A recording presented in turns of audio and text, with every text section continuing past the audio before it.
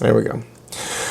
Folks, lots of fun-filled things to get into tonight. We have just been a boogieing along, and we are finally wrapping up some of the super in-depth and super testable chapters that we've been trying to get through from the word go, so we can move into the other items that we've got to get through over the next several days. So, as per usual, I will open the floor to any questions, comments, concerns about any material or concepts that you may need clarity on first. And as usual, if there are none, we will pick up right where we left off. So let's do it. We have just a couple slides left in the contract section. So we wrapped up last night talking about the North Carolina specific contracts. And so we really talked a lot about the offer to purchase and contract standard form 2T. And I told you the most testable things within that are going to be when is the due diligence due? When is the earnest money due? That delay in settlement, what happens if somebody breaches? What remedies are you entitled to? A lot of the things that we kind of talked about are going to be the most testable aspects of that, to say the least. So, it's always good to go back and review those different things, but we did cover the most testable parts hands down yesterday as we were going over all that. And so then we got into some of the application challenges just to make sure you're feeling good. And so that leaves us with what I like to call alternate conveyance contracts. Some people will call them exotic conveyance contracts, but when you say exotic, it sounds like, it sounds like just a nice little holiday, right? Exotic, right? But it's not really that exciting. So it's just ways of conveying real property that a little less typical, a little less traditional. So let's start with this first one that you can see on my screen here. It is called an installment land contract. Now let me tell you the biggest pain in the butt about this. Just like everything else in the real estate world, it has lots of names. So this can be referred to on the test as the installment land contract, the land contract, the land sales contract, the contract for deed, and probably a few others. So basically, what this is, I want you to think about the word installments. If I told you that you purchased something and you were paying for it in installments, what does that mean to you? Payments. That's it. Yeah.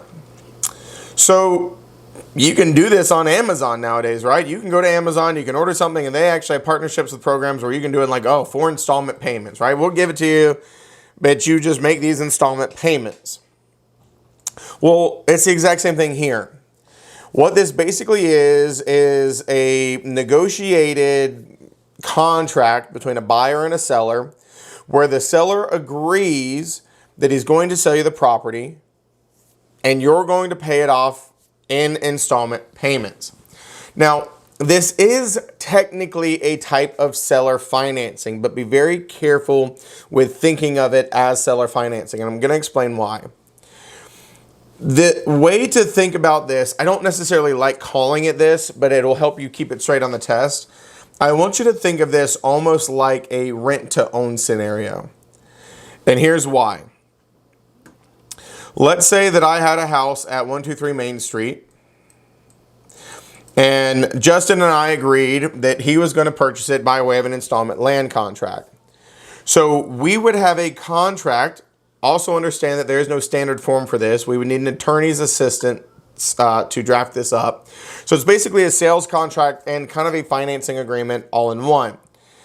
But Justin and I agree that he's going to buy 123 Main Street. So here's what happens. We have this contract drafted up. Justin will move into the property. Okay, he'll be occupying it. And he will be treating it as his own. That is what we call... He has possession and what we call equitable title. Possession means you're living there. Equitable title means you are working towards owning it. Okay? You do not legally own it outright. You do not hold legal title. Justin would hold equitable title. So this means that I, as the seller, still hold legal title. And Justin is living there and treating it as his own, but he is said to hold this equitable title only. He's working towards legally owning it. This is the most testable piece of this. The seller retains the legal title until the final installment payment is made. So when Justin, whether it be a year from now, 2 years from now, 20 years from now, whatever installment plan we agree upon, when Justin makes that final payment, I would then turn around and sign over the legal title to Justin. That is the most testable part of this installment land contract. The seller retains legal title. The buyer is said to hold equitable title. And they would not get legal title transferred to them until they have made their last installment payment. So when I say that he treats it as his own, it's more than he just lives there. He lives there. He's paying the taxes. He's paying the insurance. So you're treating it as your own because ultimately one day it will be. Now there are some pros and cons to this. Of course, because it is a contract for the sale of real property in North Carolina, it would need to be in writing. And to protect interest under the Connor Act, it would need to be recorded. And then, of course, if Justin in that scenario was to default and I kicked him out, he could potentially lose all of his built-up equity in that property. For the seller, the disadvantage is I have made this obligation or this promise to allow this person to make payments. So if the market shifts and I can get a cash offer tomorrow, I can't take it anymore because I've already promised to sell it to somebody else over a longer period of time. So the reason why I told you to be cautious of thinking of this as seller financing, it is the seller providing some form of financing, but there's another thing that's testable that we'll talk about in the financing section, or maybe there's a slide in the next few slides, I can't remember, where it is what we call true seller financing, where the seller basically acts like a bank. But that's not this. This is basically, you can live there, you can occupy it, you can treat it as your own, but it's not, I'm not going to transfer the title over to you, the deed over to you, right, until you make your final payment.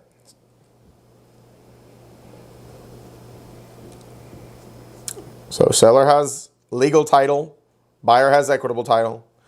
Seller would not transfer the legal title to the buyer until the last installment payment was made. Quick question. Yep. Would we consider that a unilateral contract? No, there's promises for promises. I promise that you are working towards owning this. You promise to pay me to work towards owning this.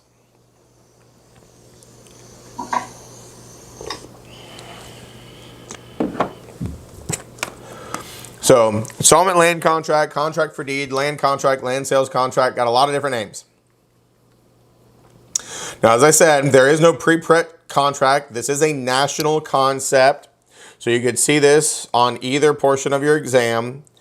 And so if we were dealing with this, we would need an attorney to draft this up. Remember, a real estate broker cannot draft up any kind of documents. And when I keep saying that you're treating it as your own, the buyer, I told you, is paying the taxes, HOA dues, insurance, anything like that, because they are basically treating it like their own, working towards owning it in this interim of this kind of coming to pass.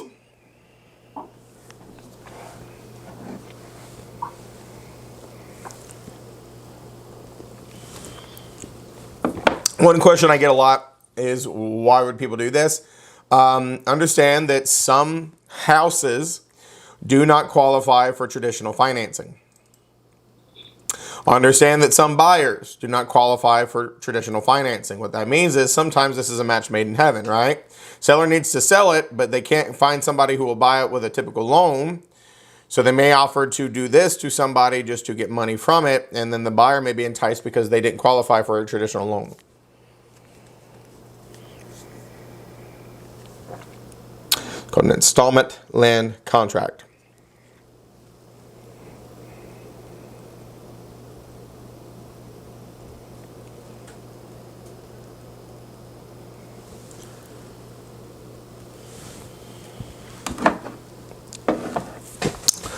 Already told you the pros and cons here. If the buyer defaults, they could lose all of their money.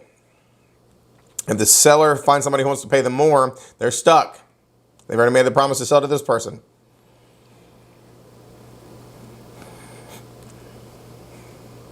Now, the next one on the list you have already heard about. I explained it whenever we were talking about unilateral. It is the option to purchase. Okay. Option to purchase is where you go and you negotiate a purchase price for a property between buyer and seller. And then you would also negotiate a period of time to decide if you wanted to buy it or not, called the option period, accompanied by the option fee. This works exactly like our due diligence style contract for all intents and purposes. Period of time to decide if you want to buy it or not. Fee accompanied with that period of time. And then, of course, it's unilateral because you have not promised to buy it. You said, let me think about it. And so if you decide to buy, the seller has promised to sell. That is why this is a unilateral contract. So option to purchase. You will potentially see options on both the North Carolina and national portions, but they're not very commonly utilized in North Carolina in residential transactions because we already have a contract that does exactly this same thing in residential transactions. Although because the 2T is not designed for commercial, sometimes you might have one utilized for a commercial purchase or a big land purchase in North Carolina that works very similarly to our standard form, 2T.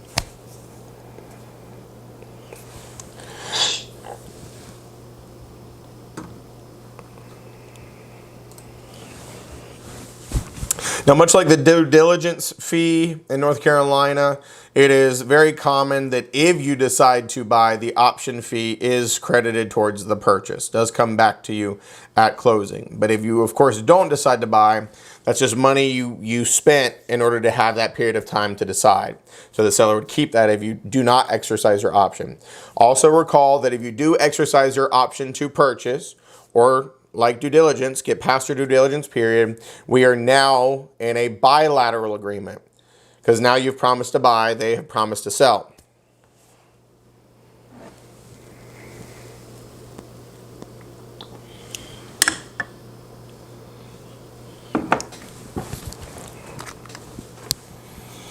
Now, in general, when we're talking about an option to purchase, I keep equating it to the standard form 2T because it works very similarly, but they're not the exact same thing. And so for an option to purchase contract, if you wanted an option to purchase contract outright, yet again, no standard form, you would need to hire an attorney to draft one because there isn't a standard form for this. Also, make sure that you understand due diligence fees and option fees are not the same as earnest money. That's why we call them fees and not deposits. You paid for that right to have the period of time to decide. And if you don't utilize your right, you've still lost that money. And if you move to closing, you typically get that money back. Now, this last note says it technically is supported by two forms of consideration. The consideration, which gives you the right of that option period, and the consideration, which is the purchase price pre-negotiated for the house. Understand, we have already talked about the price in this. What you got, Monica? Is it always called commingling anytime an agent or takes earnest or the fees and doesn't deposit them within a reasonable amount of time? Is it, even though it doesn't say they put it in a different account, it's just considered commingling? No, and so be very careful with the utilization of that word. Commingling means mixing your money with other people's money. It would be a separate rule violation if you did not deliver it in the appropriate period of time, which would deal with the trust account rules and delivery rules. But commingling would be mixing your money with other people's monies. Now understand that due diligence money and option fees go typically directly to the seller.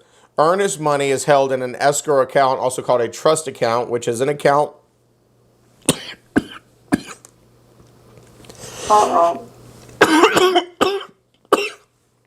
Sorry.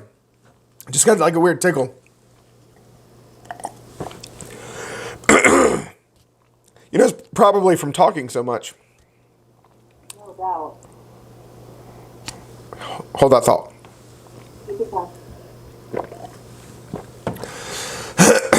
I'm alive. Okay. So the due diligence and an option would go directly to the seller. Earnest money is typically held by a third party in a trust or escrow account, which is just where we hold other people's money. So escrow account, trust account means the same thing. And it is a custodial account. So that means that, we have taken custody of other people's money and we hold it until some type of trigger, has passed. So if I was to take earnest money as a broker, and as opposed to holding it in a very specifically designated trust account, I was to put it in my personal checking account, that'd be commingling. Or if I was to take my trust account and put my own personal paycheck in my trust account, that would also be commingling. So anytime you mix your money with other people's money, when you're supposed to have it separate in a trust or escrow account, that would always constitute commingling. Yeah, for sure.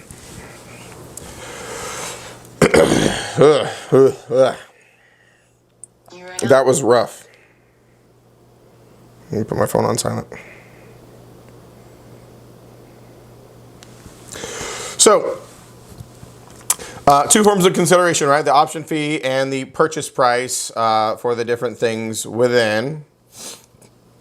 Now, because an option deals with real property, it needs to be in writing because of what?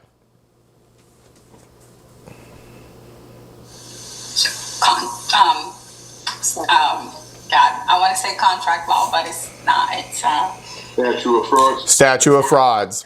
And it potentially may need to be recorded under what? What's the one that deals with recordation of certain documents? the corner. Connor Act. There you go. Statute of frauds and the Connor Act. Absolutely. So let me make sure you're paying attention just a second ago when we were talking about the installment land contract, okay? In an installment land contract, the buyer has blank and the seller retains blank until the final payment is made.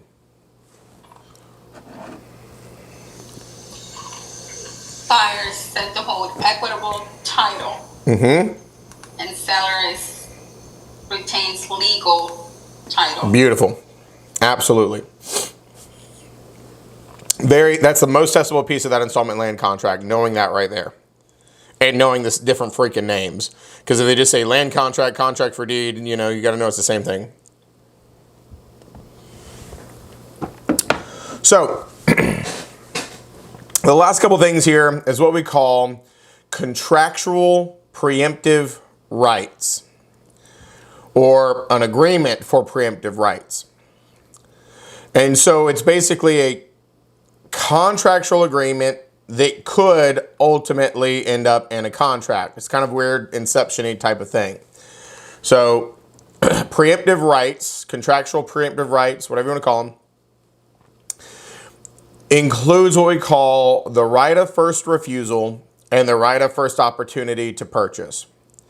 And so let me just give you, let's start with the right of first refusal. When I purchased the property that I have in Georgia, there was a man who purchased a lot of the other family land that some other family members inherited because he lives nearby. And he really wanted the piece of property that I had.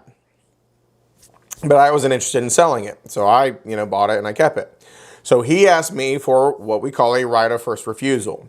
And so what this is if you ever decide to sell it to somebody, you will give me the opportunity to match it. So the right of first refusal is not promising that I would ever sell if I was to give him one. It basically says that if somebody ever gives me an offer and I do decide to sell, I have to go back to him and give him the chance to match it or refuse to do so. So there's no exact number associated with this. There's no promise or guarantee that I will sell. So let me give you an example. I didn't give it to him because we never worked it out. I'm not interested in selling the property. But let's say that I did. And let's say that 10 years from now, Sandeep comes up to me and says, Seth, I'll give you $300,000 for your property in Georgia. And let's say that I'm interested in taking it. If I had granted this man a right of first refusal, I would have to pick up the phone and call him and say, hey, listen, I just got an offer for $300,000 and I'm inclined to take it. Would you match that? And if he would, I am obligated to sell it to him over Sandeep. Now, these are actual agreements. They are supported by consideration, and they would be recorded against the property. Otherwise, it's not really much of a contract, is it? So all this is if I decide to sell it to somebody, before I do, I have to give them the right to match that offer. And if they will match it, I have to sell it to them. Now, the complexity here is, let's say that, I go to this man, I said, well, this guy's offering me $300,000. And he says, no, I'm not going to match that. I'll refuse. Now, legally, I could go to Sandeep, but here's what happens. I go to Sandeep and I say, well, Sandeep, great, it's yours. Sandeep says, well, I've been thinking about it. How about 275 instead? Because Sandeep has made me a different offer, and that's not what I went back to this man with, I have to go back to him again. That's why these things are kind of messy. I would have to go back to him every time before I could accept an offer if it changed. If Sandeep had stuck with 300, I could have sold it to Sandeep because I met my obligations. I gave him the opportunity to refuse to match a bona fide offer. What you got, Adriana? So this agreement was just oral? Or you actually had the... Well, so I didn't actually do it. I was just giving you an example because he did ask me for it, but this would be in writing and it would be recorded, and because it is some type of a contract, there would need to be consideration. People would typically pay you for this right. Nobody's just going to willingly give this and lock themselves into it. So it would need to be in writing and recorded and supported by consideration in order for it to be legally adequate. Okay, thank you. Yep.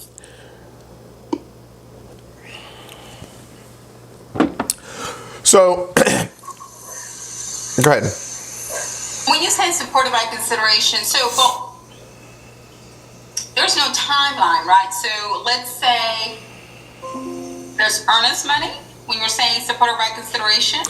No, and don't think of earnest money as consideration, because earnest money is trust money. It wouldn't have to be a lot of money, Dora, but why would you promise anybody anything without them doing something for you? What possible value could I have from promising that I will call somebody, go out of my way to call somebody to give them a chance to go after my property one day, right? So I'm not going to do that for free. So if somebody wants this, we typically say, okay, give me $1,000 and I'll come back to you one day if I ever want to do this. There needs to be something of value. Otherwise, why would we come into this agreement?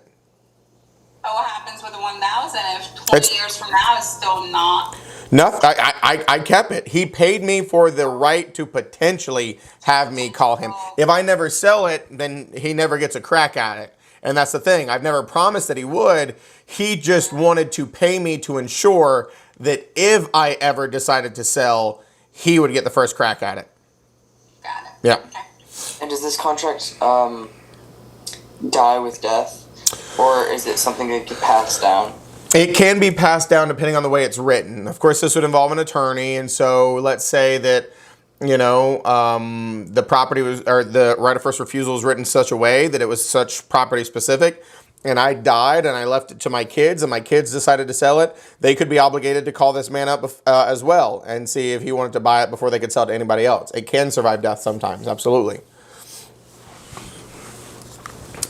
What you got, Sam? Are there penalties if you don't go to him before you just take an offer? Yeah. This is where you could potentially go after somebody in court for damages, for failure to uphold a, preemptive agreement, to try to invalidate the right of the other person to buy the property. And that's why we have judges and attorneys. But yeah, there could be penalties for sure. Yeah, what happens if, say... Don't go down a rabbit hole. You don't need to know for this class. I started it. I'm sorry. No, it's a good question, and I'm sure Jacob's is going to be a good question too, but focus on the test. You may not even see these things on the test. They're not common in any way, shape, and form. The most often time, family land, right? Grandpa died and your uncle got the house and you really wanted the house, and so you go to your uncle and you say, hey, if you ever sell Grandpa's house, I'd like to buy it. And that's exactly what mine was in Georgia. It was a bunch of family land that was abutting another guy's land. And so, he wanted it, whenever all that happened. So it's very rare overall. So right of first refusal is, give them an opportunity to match a bona fide offer if you decide that you might want to take one, but you've never promised to sell. Notice the difference. In an option to purchase, the seller has promised to sell if the buyer decides to buy. In a right of first refusal, the seller has never promised to sell in any way, shape, and form. It's, if I ever decide to sell, I'll give you a call. That's all this is, right? Now, this one deals with matching a bona fide offer that comes in before you can take it. The next one, very similar concept. It's called the right of first opportunity to purchase. So when we're dealing with that, it is basically not if I get a bona fide offer. It's basically if I decide to sell, I will call you and see if we can come to terms. That's it. There's no like, I'm waiting for a bona fide offer. It says if they decide to sell the home at a future time, the holder will have the right to purchase and offer to sell the property at a designated price. So in other words, we would meet up, see if we can come to terms. I would give you the opportunity to try to buy it first. And if we could come up with a number that was great, I would sell it to you. So that's the only difference. The other one is, before I can accept a bona fide offer, I have to give you a chance to match it. This one is, I'm going to call you and see if we can come to terms before I try to sell it to anybody else.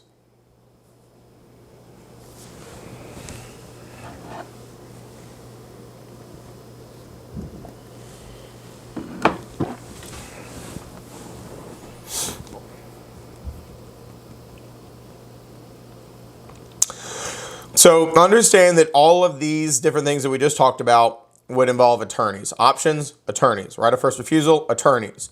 Right of first opportunity to purchase, attorneys. Land contracts, attorneys. All of these are what I like to call CYA concepts. Not cover your assets, but contact your attorney. There is no standardized form for any of these. This is why attorneys make the big bucks.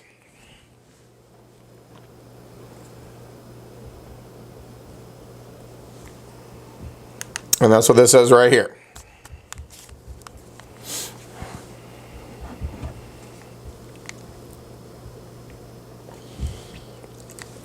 So, a couple questions for you, and then we're on to financing. Whoop, whoop.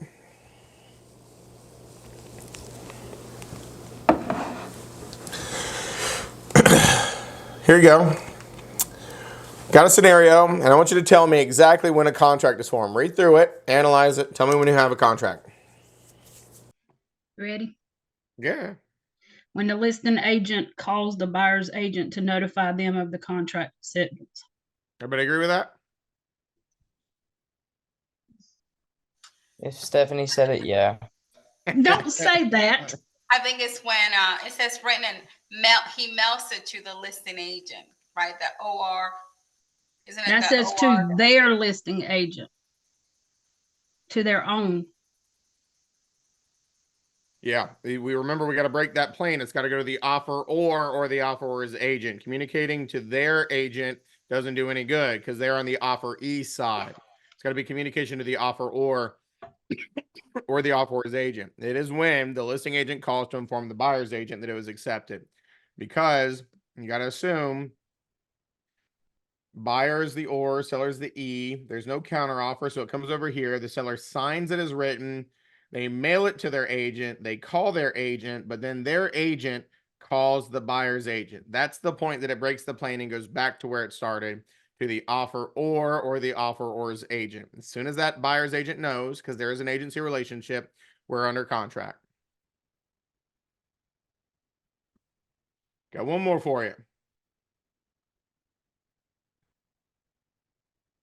I'm sorry. This is not the one I thought it was. This is the same one. It just give you answer choices. There's one more slide. This one. We're good. You got to answer the questions. I apologize. I was thinking I had another question in there. Oh, Huzzah. We finally made it through contracts. I can't see the slides. I thought that you were just talking. I didn't realize that the slides were up yet. And I can't see them. Oh, you're probably having a stroke. Do you have your view options set that you have your gallery set that you also can see the slides at the same time, Jacob? Yeah, I would play around with your Zoom settings. Make sure you don't have any. I don't know. Where is that? Typically in the top corner, right? Yeah, mine says view in the top right hand corner, and you click it, and it shows what he's got on slides, and then to the right hand side of that is my gallery. but it also depends on what kind of device you're using. Yeah. It may help. I'm about to stop sharing and reshare some new slides, so maybe that'll help you out. No, I think I got it. Okay. Wait, no. Nope. Nope. Maybe. Due diligence. That is the period of time to discover if you want to buy the property and move forward or not, accompanied by a fee on the offer to purchase and contract standard form 2T, utilized in North Carolina. Backup offer would be sitting in a secondary position where we want you to, where we will be under contract to buy the house if the first buyer falls through. Installment land contract, also called a what? Contracted deed, Contract for deed. lots of them. Land contract, land sales contract, there you go. Buyer holds equitable title, seller retains legal title until the final installment payment is made. Offeror is the giver of the offer. Offeree is the receivee of the offer. And communication is the most critical piece to move from an offer to a contract. It's always communication of acceptance to the offeror or the offeror's agent. There you go. So, let me, as I tend to do, give you a little bit of insight as to what we are about to embark on. Okay, real estate financing is a very important aspect to this class. Why? Because the vast majority of people do not have $300,000 to $800,000 in cash sitting in their bank account for them to just go and write a check and buy a house. So most people borrow money to purchase a home. So I told you that real estate is a multi-trillion-dollar industry that includes real estate financing, real estate development, real estate brokerage, training, coaching, consulting. There's a lot of different aspects of real estate. So financing, appraisals, valuations, lenders, huge part of the real estate industry. Now, this is where I'm going to give you some insight into some basic functionalities of the real estate financing before we even delve into this. Now, please understand that a lot of times this is broken into two categories, right?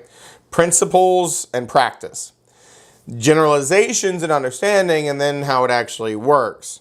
So there's a lot of different pieces here. Now, I'm going to just talk to you for a minute about the, financing and kind of clear up some of the misnomers, some things that you may or may not understand. We kind of talked about the misnomer that is a mortgage, earlier on in this class. So we got to talk about mortgage.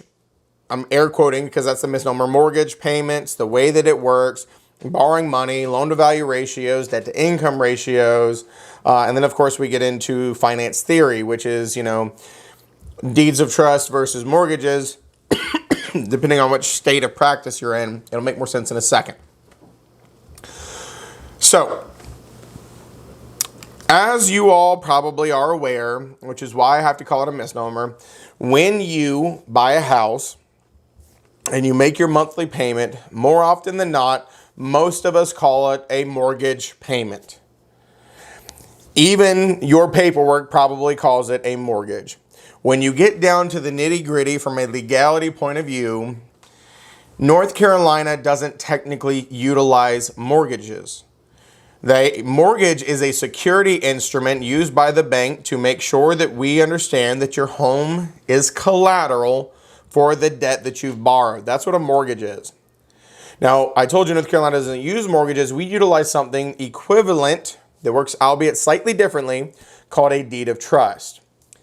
So I'm saying this just to preface, if you hear me say mortgage payment, don't freak out. You may see that on the test. But legally speaking, it's just called a monthly home loan payment. But it's okay to call it a mortgage payment as long as you understand that mortgage means something very specific on your test, okay? So what you're actually doing when you're making that monthly payment, you are making what's called a PITI payment in most cases. P-I-T-I. Stands for principal, interest, taxes, and insurance. Well, folks, why do the banks lend you money? So that they can make money on interest. So that they can make money on interest. We can all agree that they are not your friends. And so they lend you money. And you have to pay it back. Well, that's this part. The P&I of your monthly payment goes towards principal and interest. So let's say that you had a $2,000 a month payment. Let's say that 1,300 of it went here.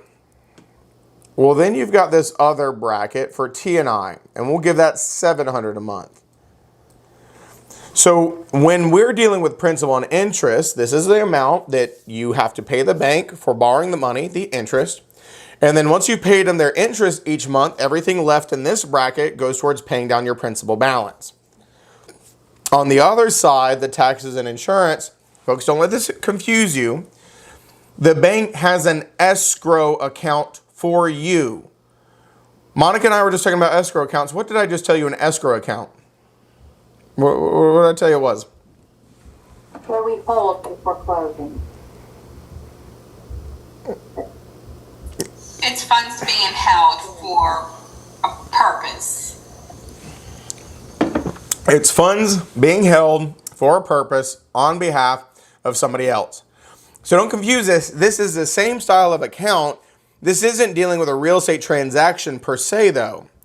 So if we were holding earnest money for a real estate transaction, that's escrow money or trust money. Well, the banks, what they're doing here is they're holding money for you. So I want to explain this to you.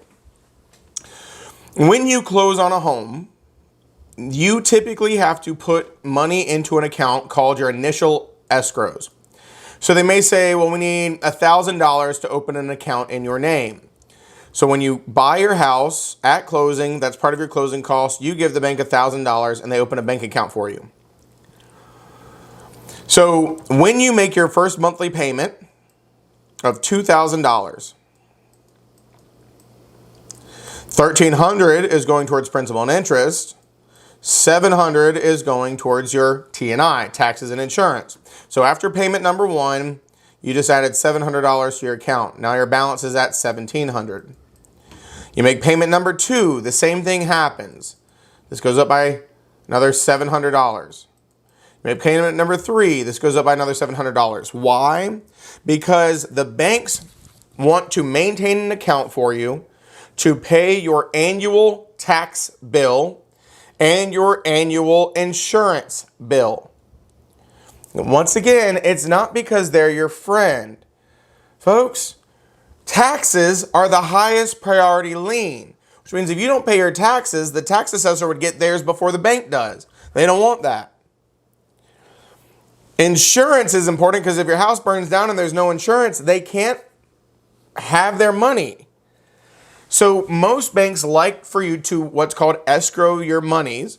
So they basically take money from you from your monthly pity payment, hold this in your account, and pay your bill for you. They say, hey, listen, stupid, we'll handle your taxes and insurance because we don't trust you to pay it on time.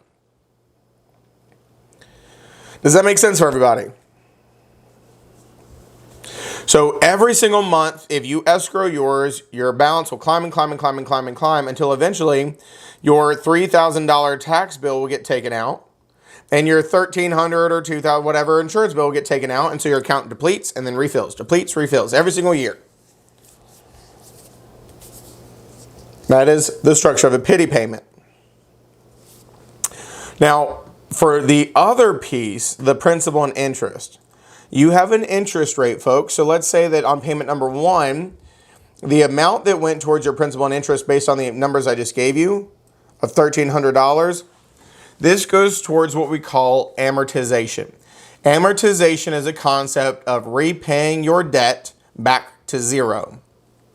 So when you have this amortization, this is what we call debt service. If you see the word debt service, it is the payment that goes towards this bracket, principal and interest. This bracket is never considered in debt service, okay? Debt service is just this bracket. So they always take their interest first, and whatever is left over, they will apply towards your principal balance. Let me give you an example of this. Folks, do not let this scare you. All this is basic percentages. So let's say that you had a balance of $200,000.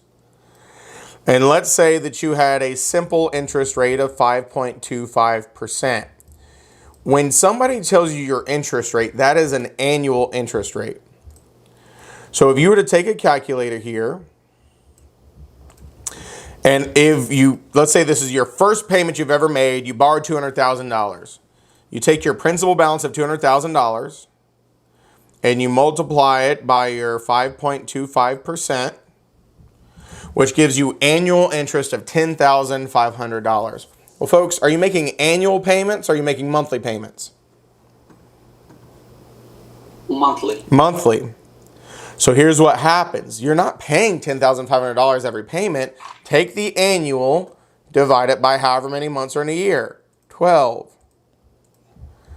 So now that tells me when I make my first month payment, $875 is going towards interest.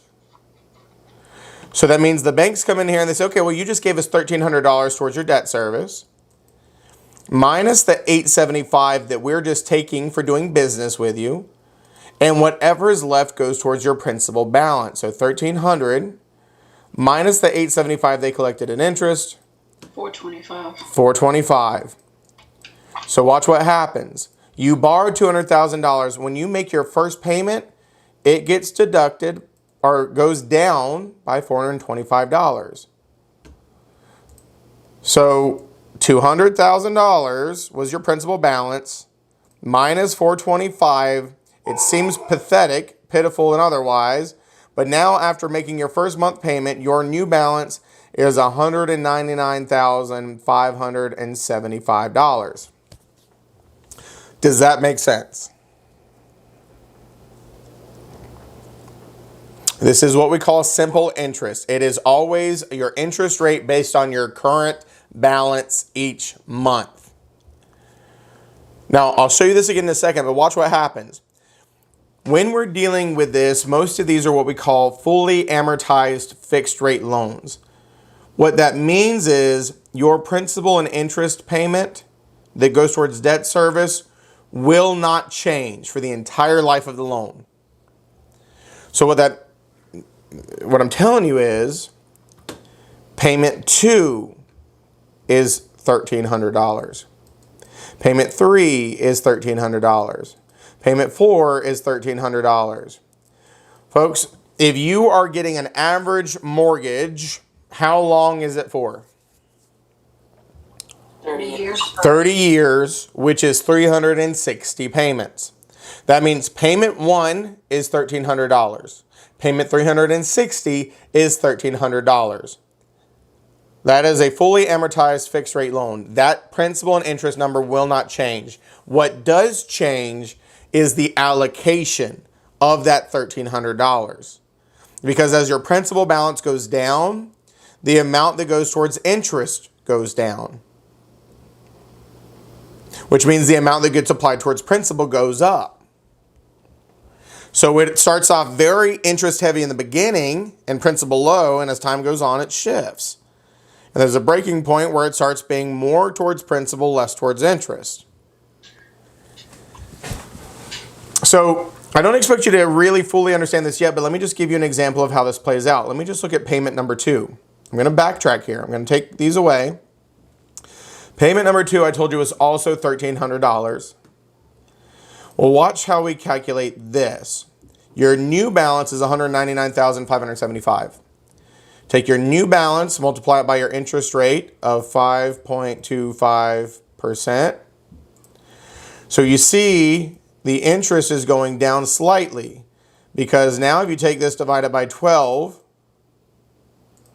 instead of being $875, it is now $873.14. So when you made payment number 2, they take their interest of $873.14. So of the $1,300 you paid them,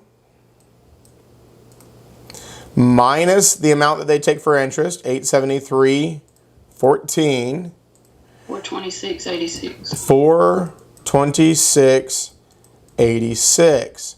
So now this was your principal balance. So you can take your principal balance of $199,575 minus the amount that goes towards your principal this month of $426.86. And that would leave you a new principal balance of $199,148.14. Now, if this was set to be paid off in 30 years, if you did this 360 times, you would end up with zero. That is what we call a fully amortized fixed rate loan. Meaning when you make your last payment, it will be paid off. It's called fully amortized. I know you don't love it, but that's all it is. It's simple interest. Your monthly balance times your interest rate divided by 12, that's how much interest you're paying every single month. You pay the interest first, whatever's left over gets applied towards your principal.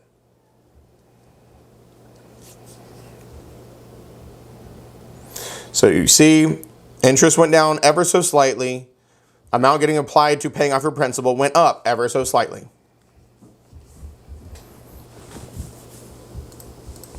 So when we're talking about this principal and interest, most of us are paying a pity payment.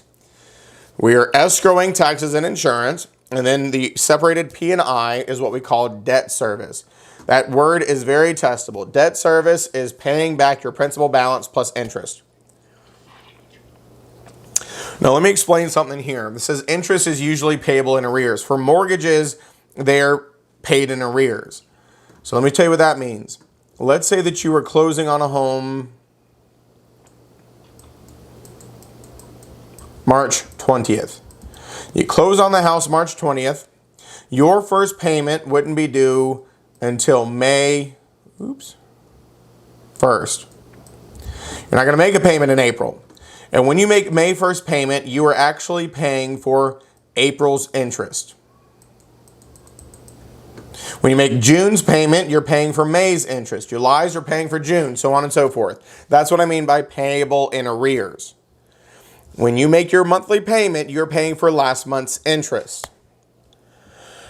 Spoiler alert, the banks aren't your friend, so they never forgive interest. But since you didn't make a payment in April, you owe them interest for the month of closing.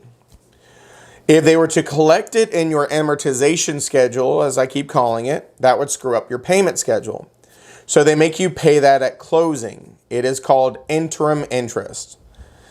Interest you owe the bank in the interim of your amortization schedule kicking in. Well, the bank lent you money on March 20th. You would owe the bank money from March 20th through the end of March, because that's the interest they didn't get to collect. Now we'll do interim interest calculations in a little bit. The big differentiation here, folks, if you pay rent on January 1, you're paying to live there in January. When you pay rent on February 1, you're paying to live there in February. Rents are paid in advance, mortgages are paid in arrears. Does that statement make sense?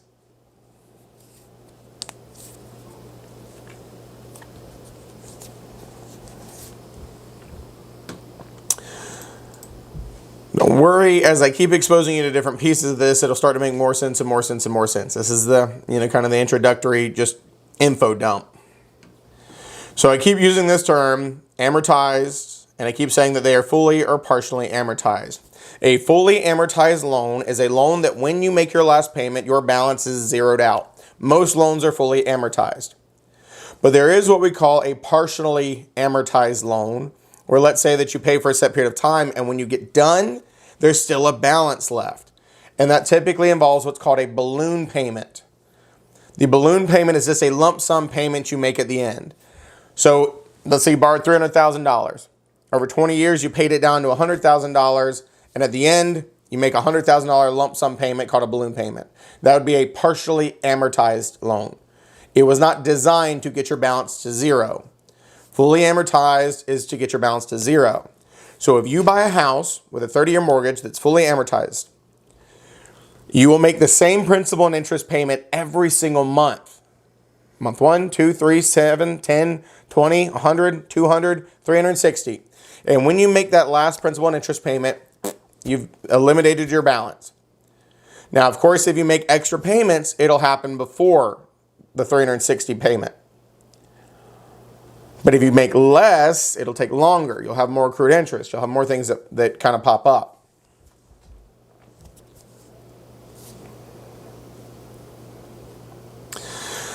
So the debt service is the principal and interest only, trying to pay back the debt. And then the escrows are that T&I, taxes and insurance, where the banks hold your money to make payments for you, right? It's your tax bill. It's your insurance bill.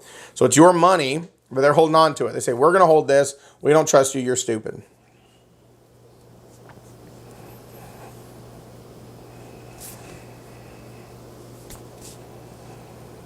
I'm going to be honest, I'm having trouble getting a read on y'all's faces, right? I don't know if y'all had a stroke or, like Jacob when he couldn't see the thing, or if y'all were just like trying to like figure it out. You're very comfortable. I can't get a read. Like I have no idea what's going on out there right now. I'm good, but I mean, it's math, so I'm good. Yeah, sure. I have a quick question. Okay. Do you have to have an escrow account? No. Excellent question, Sandeep. So Sandeep says, do you have to have an escrow account? The answer is no. My house in North Carolina, I escrow my stuff. My house in Georgia, I pay my taxes and insurance out of pocket.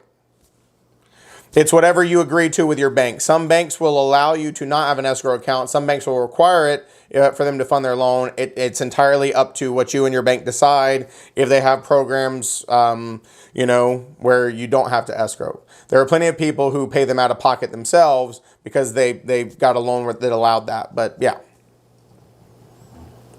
Now, as you might imagine, Sandeep, the reason why a lot of people escrow is because, can you imagine getting a $5,000 tax bill right around Christmas time that you got to pay and having to pay your $3,000 insurance for your property right around Christmas time and tax season's right around the corner? Most people aren't great at budgeting for $8,000 worth of oh crap fun out of pocket. So the way that you do that is you just take a big chunk from your monthly payment and put it towards it. So for some people, it's necessary for budgeting purposes. Other people are completely cool with cutting that check. What you got, Sam? So if I do extra payments towards my principal per month, speeding along the 30-year, payment plan, is it still considered an amortized loan? Yeah. Does it turn into something else? Nope, still considered an amortized loan. It's just that your amortization, your fully amortized situation will happen prematurely. You will pay it off before the maturity date is what we call it. But it's still a fully amortized loan where you made principal and interest payments to eventually pay back your full balance. Yeah. Monica, it is a lot, right? A whole lot. I will tell you though, this is not only extremely testable, folks, this is so useful. Everything that I'm going to teach you in this section, you can utilize until the day you die when you go to buy a car, when you go to buy a house, because if you fully understand it, you are better protected. Let me tell you what I mean. We're going to start talking about how to calculate some different things like interest paid over the life of the loan here in a little bit, but I want you to picture going out and buying a car. People make terrible, terrible mistakes when buying cars. Why? Because they will give a car loan to anybody. And all these different car institutions that sell cars, they will have these crazy promotions where you can get it for no down payment or $1 down or anything like that. That is the worst thing you could ever possibly do, because that means you're paying interest on the full balance of the car. When you understand how monies work, how interest works, how amortization and repayment works, you can calculate on, is this something I want to do or not? Because think about it. If you're not paying attention, you could go buy a $27,000 car, but by the time you pay it back, you've spent $57,000, which means you paid $30,000 more than you needed to for that car. And this is why the running joke is the rich stay rich and the poor stay poor. Because rich people can avoid $30,000 in interest, and stupid poor people take it because I want the Mercedes so I can look cool with my friends, and I'm just going to pay it, and whatever. You've got to understand these numbers because it will save you a lot of money. If you don't understand them, you make terrible mistakes, and then you end up paying ungodly amounts of interest without realizing it. Because they want you to say something at the car dealership, folks. They want you to say what payment you're comfortable with. Well, if you can get me under $500, they say, great, we'll finance it for 120 months. Now you just paid $40,000 in interest. Justin, do you work at a car dealership? Because this looks like it's hitting close to home. You're like, I know all about this. Justin knows something. No, I don't work at a car dealership, but I'm just You get it though. Military, so of course, when we go to the car dealership, they try to bust us over the head, but of course, I was too smart for that. There you go. Good man. That's right. They will. Don't you ever tell them what payment you're comfortable with, because they'll end up charging you 3 times more because they'll just extend the payments out. I'll teach you what I mean more in just a second. So I told you that your amortization schedule has this really interesting kind of shift pattern. So here's a visual for you. Payment 1, mostly interest, a little bit of principal. As time goes on, you can see, now this is of course accumulated interest, but as time goes on, there starts to be a little bit of a shift where you have now paid more of the principal than you have interest, and then it starts going that direction. So as time goes on, a lot less goes towards interest, a lot more goes to principal. Let me warn you of something else, folks. Let's say that you have lived in your house for 17 years. This is where people make stupid mistakes. Look, you start to hit that breaking point where you're pretty much even Stevens. Okay, you're about to start making some real dents in your principal balance at 17 years, and you're designed to be paid off in 30. You know what people do? They come in and they refinance. Yeah, Stephanie, you already knew. They refinance. That resets the clock. Most people refinance with another 30-year mortgage where they only had 13 years left and their house would have been paid off. They refinance, pull out cash, they've reset the clock. Now they have another 30 years or 360 payments to make, paying interest all over again. The biggest mistake people do is when they refinance, they don't think to go from a 17 or, a 30 year, to another 15. So then it's the same with a better interest rate. They'll refinance, pull out equity into another 30, and they'll screw themselves over because they will never have their house paid off. They will still owe money on it when they die.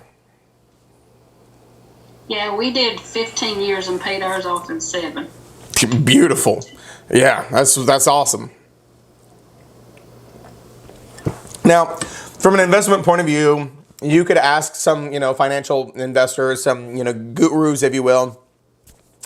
And I'm going to play devil's advocate here. They'll say something like, well, don't pay your house off early because your interest rate's so low on your house. You could take that money and apply it towards something else with a higher return. Higher return things are risky. You've got to pay off a house. And if you pay it off, then you have no mortgage anymore.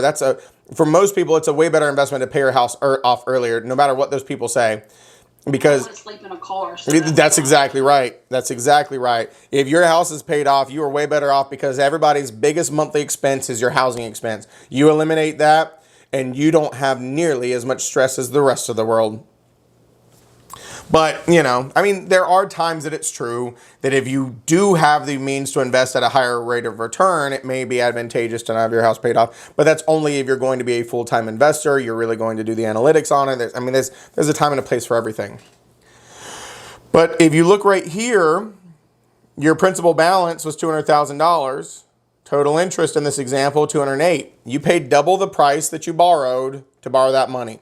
And that's not uncommon. This is at a 5.5% interest. Folks, rates are sitting higher than that still. We hit all-time lows of about 2.2 on the good. And now, I think we're at like 6.8 is like the best you can get or something like that, depending on who you ask.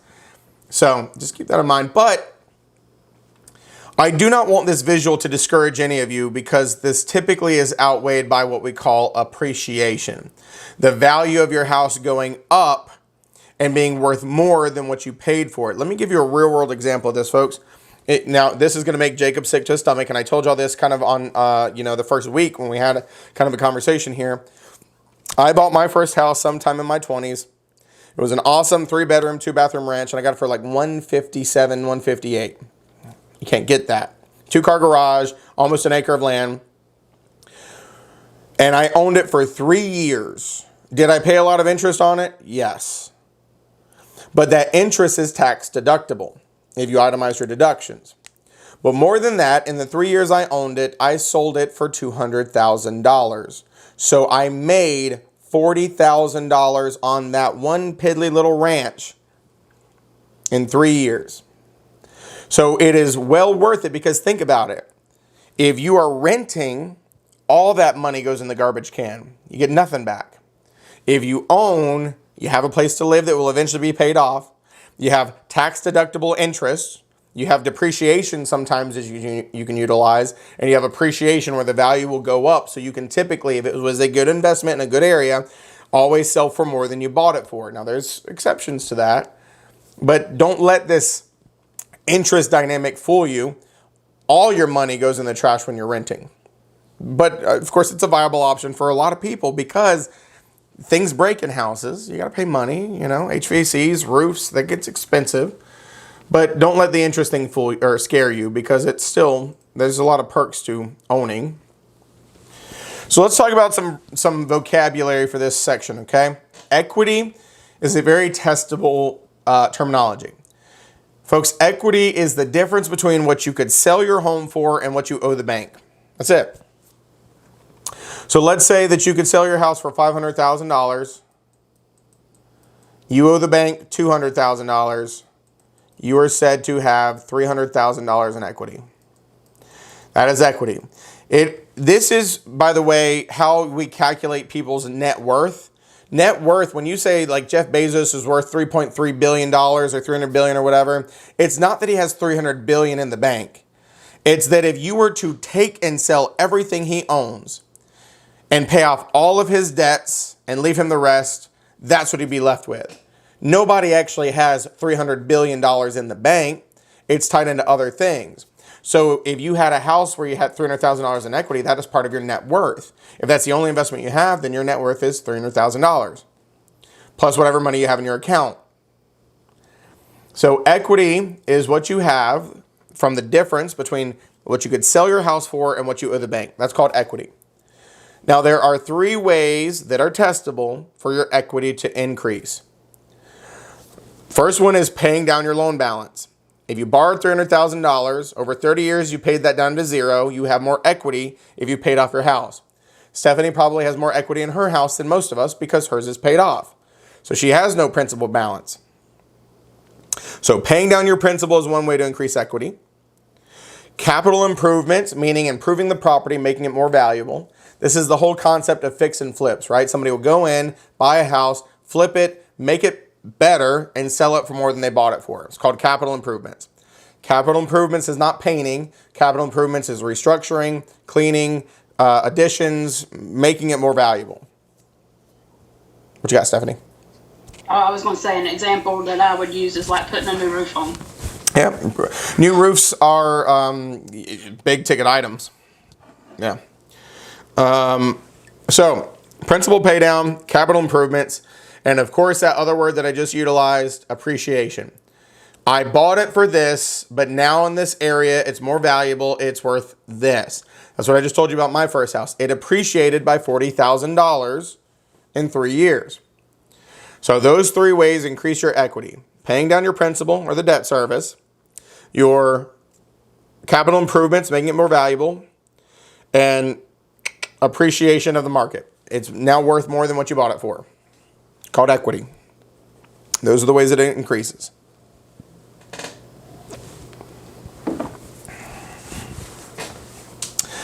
So the other term on here is called usury. Usury is the practice of trying to charge interest rates higher than limits set by law. And so states and federal have limits of how high you can charge somebody. It depends on what type of lending it is. Of course, credit cards are higher than anything else because they can be up to like 25, 28% sometimes depending. So if somebody was to charge you an interest rate higher than limits set by law, that is called usury.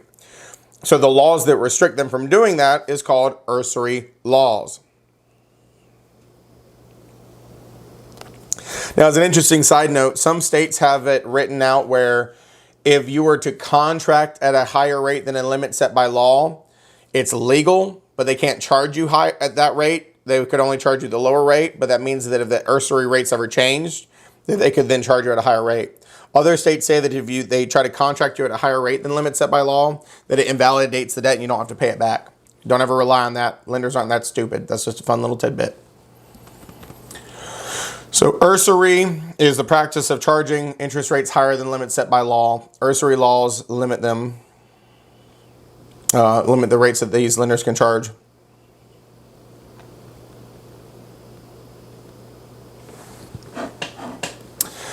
Yeah, COVID did some crazy things. Sure did. But, it's kind of correcting. I wouldn't say never, Jacob. I mean, things will shift again. I'm not sure to what extent or when, but it'll shift again. So let me introduce another semi-math topic. And folks, be warned, this is obnoxious, but it is testable. I'm just going to scratch the surface on it leading up to your first break of the night. Okay? Let's talk about a discount point. A discount point is upfront interest that you could pay the bank to lower your interest rate. That's what it is. So let's say that you went to go buy a house right now and they say, okay, well, based on your credit and everything, we could give you a 6.9%.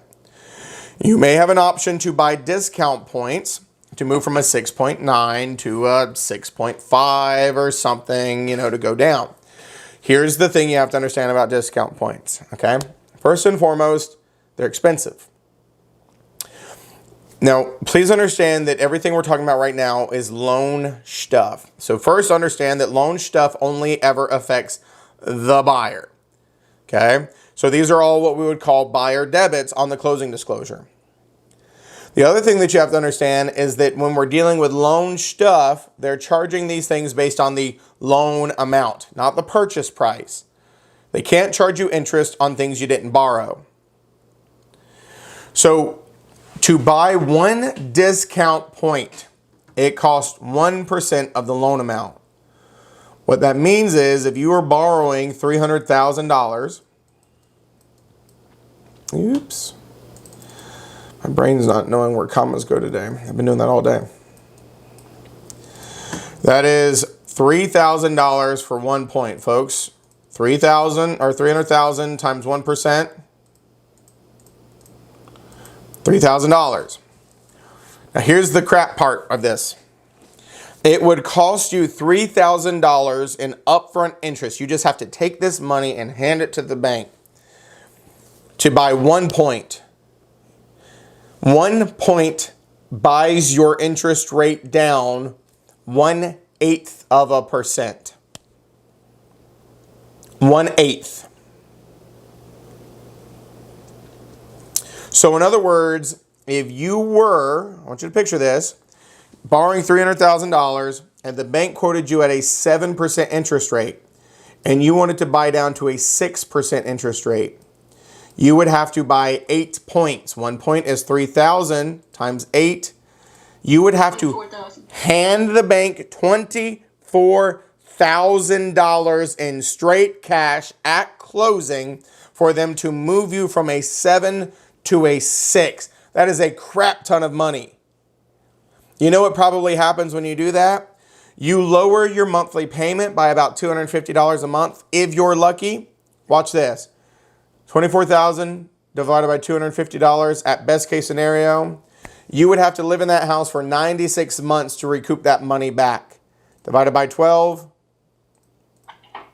You would have to live there for 8 years before you saw that money back.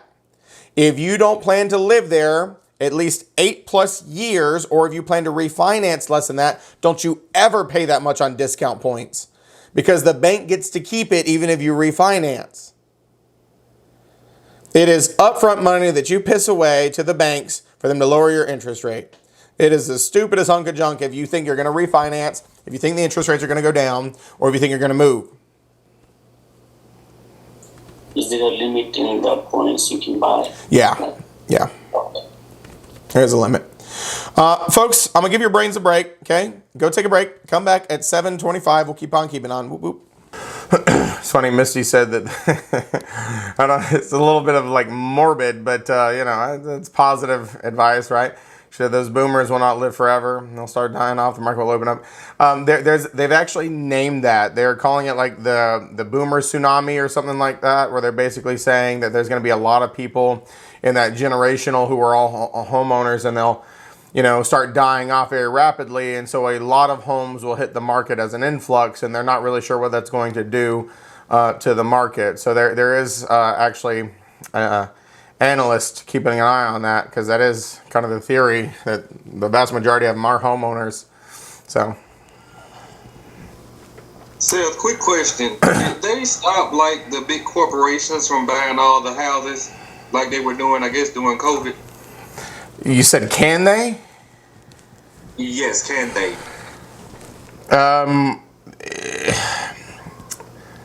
The short answer is no. The more detailed answer is sure. With a lot of political power and, government dealings getting into it, they could. But at the end of the day, it's the free market. People sell who they want to, and so you really can only restrict it so much.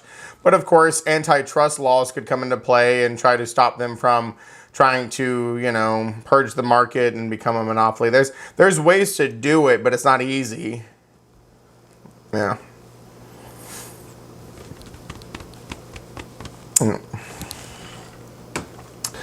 So discount points, folks, are upfront interest that you could pay as a borrower.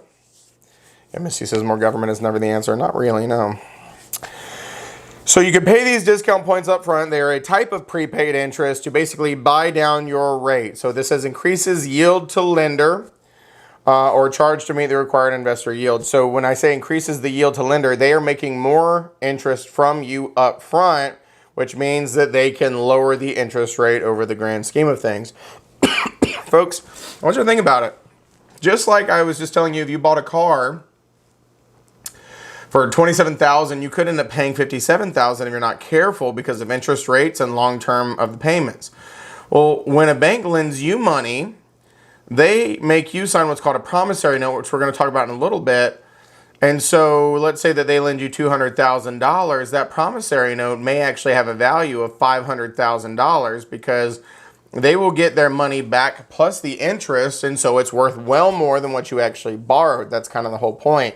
So you got to think, add insult to injury, of $500,000 over the life of the loan, but then they get $24,000 at closing is just for funsies because you wanted a slightly lower interest rate that you probably won't keep longer than 5 years, and then they just get to keep that extra money.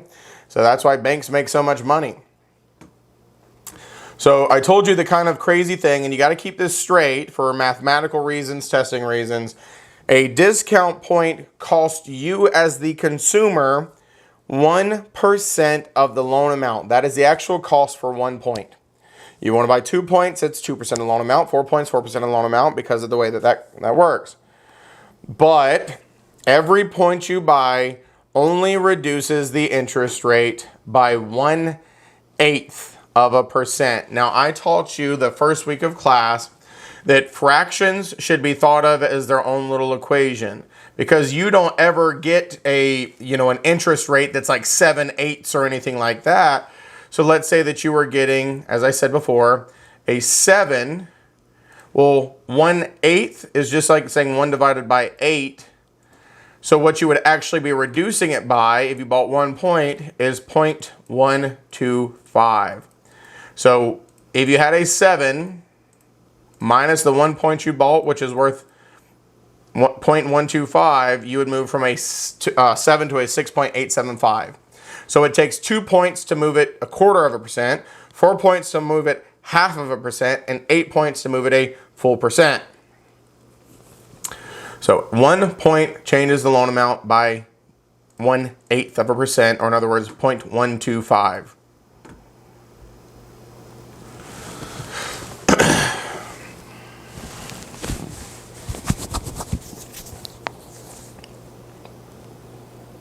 Fun stuff. But is that the reduction rate is like fixed or is variable? It can change. I'm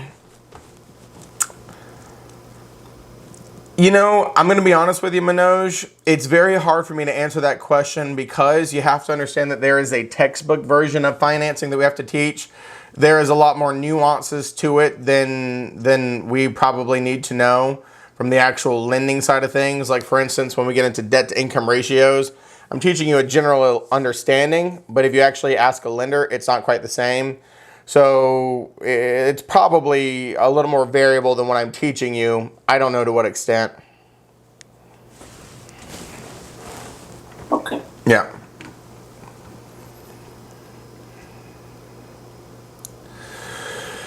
So here's where we get into hopefully a slightly easier concept dealing with, some of the math and the financing section. And I've introduced this terminology before, but it's what we call a loan to value ratio. And this is how we look at borrowing money. When you get a loan to buy property, it's not just willy-nilly. They're typically looking at a percentage as what we call a loan to value ratio. Now I'm going to make something very known here. If we say loan to value ratio, that is the percentage they are going to let you borrow based on the purchase price or the appraised value, whichever is lower. So let me try to explain this. If you wanted to purchase a house for $400,000 and you are getting what we call an 80% loan to value ratio, that means you are borrowing 80% of that purchase price or the appraised value, whichever is lower. So let's say that the appraisal comes back fine. That means you would take your $400,000 purchase price, multiply it by 80%, and the banks are lending you $320,000. That would be your loan amount. Folks, where is the other $80,000 coming from in this scenario? Your pocket. Your pocket. You, as Soulja Boy says, right? Folks, you've got to put that down as your down payment. So that is exactly what we mean. An 80% loan to value ratio means you're putting a 20% down payment. If we're doing a 90% loan to value ratio, you're putting a 10% down payment. 95, you'd put a 5% down payment. So this is how loan to value ratios work. However, I told you they would give you this percentage of the purchase price or the appraised value, whichever is lower. So let's say that you go to buy this house for $400,000, but the appraisal, the opinion of value as given by an appraiser, comes back at $370,000. Now they're only going to give you 80% of the appraised value. Now, in theory, you're still buying this house for $400,000, but watch how this changes. Instead of $320,000, now you're getting it based off of this appraised value of $370,000 times your 80%. So now you're only getting a loan amount of $296,000. So what that means is you've now got to come up with an extra $24,000 to put down if you want to buy this house as contemplated. So that's what I mean when I say the purchase price or the appraised value, whichever, is lower. If your house doesn't appraise, they're only going to lend you money based on what it appraises for.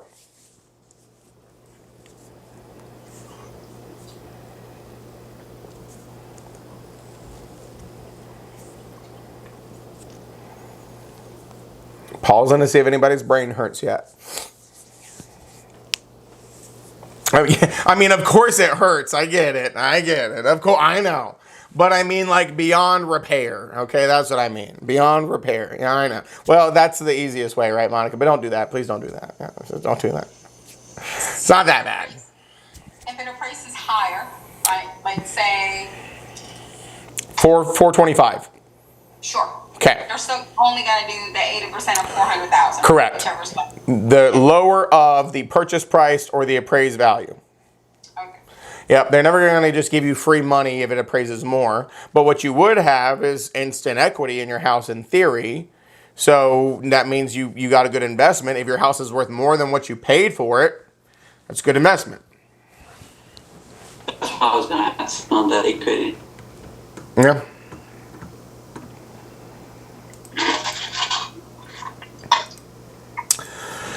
So loan to value ratios come into play for a couple of different things. Now, folks, understand in that scenario, let me bring it back real quick.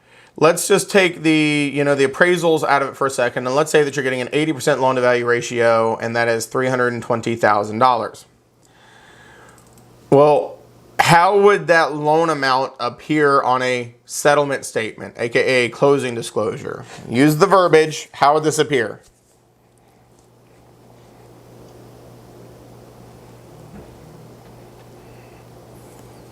Promissory note?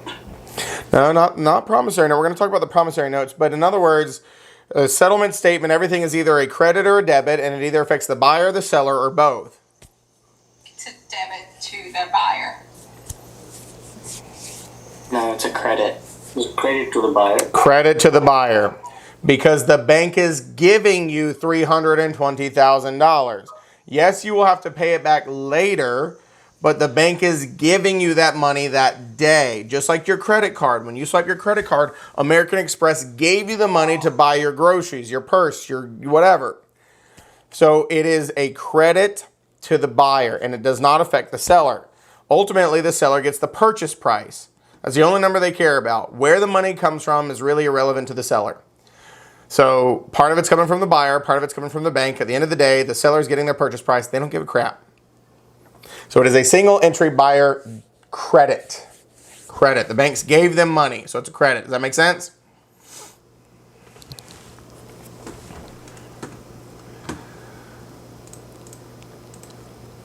So just a couple examples of different things here. The discount points, I told you. This is where you have to add an extra layer to it. I told you that it is 1% of the loan amount. Well, folks, it's not that easy. On the test, they're going to give you the purchase price. And your first inclination is going to be to try to calculate on the purchase price. You better not. So when you see something like this, buyers obtaining an 80% loan, you got two steps here. First, take your purchase price, multiply it by your 80% to get your loan amount of $212,000. And then if you're buying 2 discount points, that'd be 2% of that loan amount for $4,240. And these loan costs are single entry buyer debits. Discount points, buyer debit. We're going to talk about the other one in a second called a loan origination fee, also buyer debit.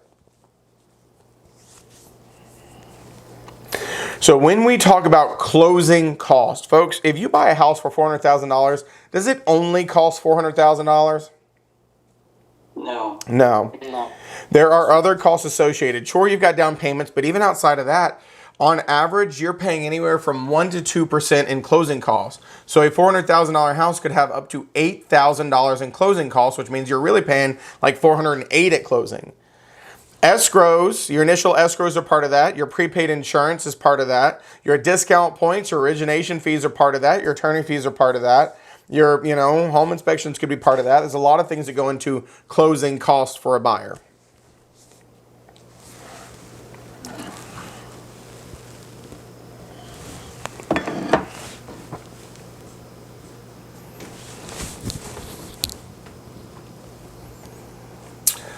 So, let's talk about origination fees.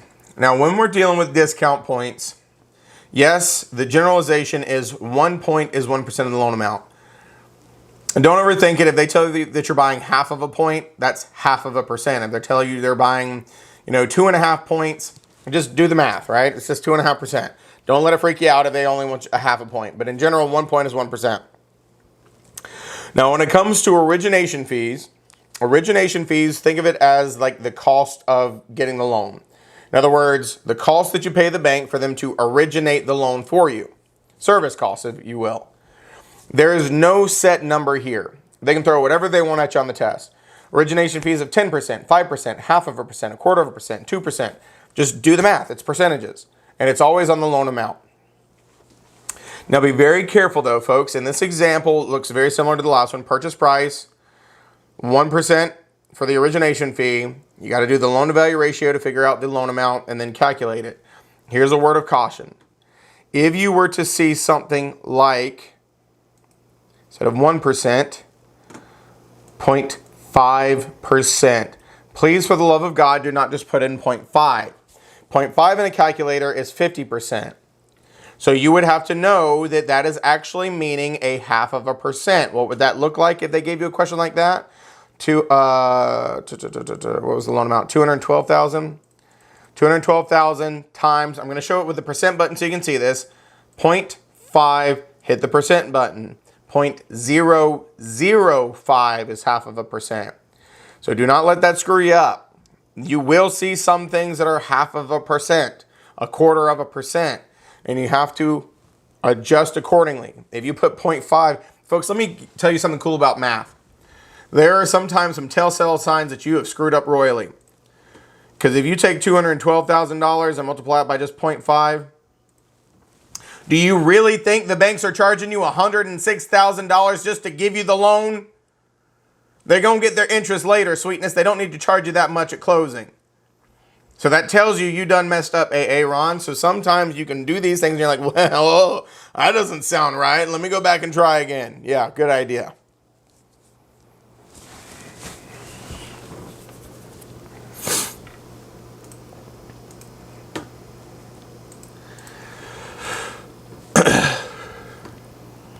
So let me ask you a question. Make sure you're with me. True or false, discount points are prepaid interest that increase the lender's yield and decrease the interest rate for the borrower. False.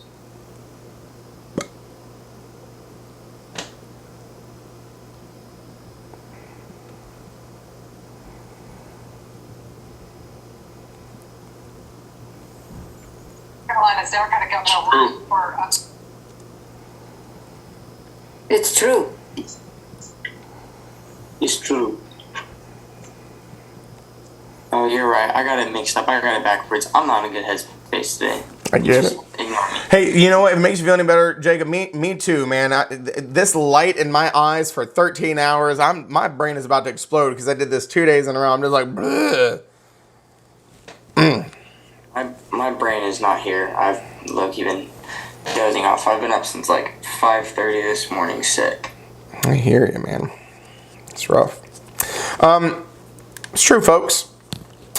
Prepaid interest, that's exactly what it is. You just hand the banks a sack of cash at the front and say, here's so much money, give me a cheaper interest rate.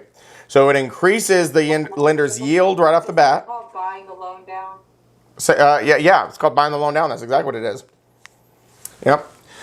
You are buying the loan down, buying points, whatever you want to call it. So you give them a sack of cash up front, which increases their yield, and that decreases your interest rate, right? You have bought the loan down. That's exactly right. Man, that's like ninja move, Stephanie. That was quick. That was good. You alright? Hey, y'all heard me about die 5 seconds ago. Y'all leave Stephanie alone, okay? Happens to the best of us. Flippin' finance brings out the word. It does. It does. On a side note, folks, I'm very eager to see. We have a pre-licensing class that one of my other amazing instructors taught that ends tomorrow. Their test is tomorrow for the class. And I'm very eager to see because they will be the first wave of students we have that will be taking the new licensing exam. So I'm very eager to see how they do. I'll keep y'all posted because, of course, there's a chance that some of them will have tested by the time y'all test next week. So we shall see. If they haven't tested by then, I'll keep you updated in that group me chat after your class ends, right? I'll tell you what to expect before you go. How about this one? If it's bad news, don't tell us. Oh, yeah, no, I won't. I'll keep it secret. I haven't heard anything. It's so bad. Bernard Buyer borrowing $180,000 on the sales price of $225,000 for his new condo at North Hills. He wishes to pay 2 discount points of prepaid interest on the loan. How much will he be debited for this at closing?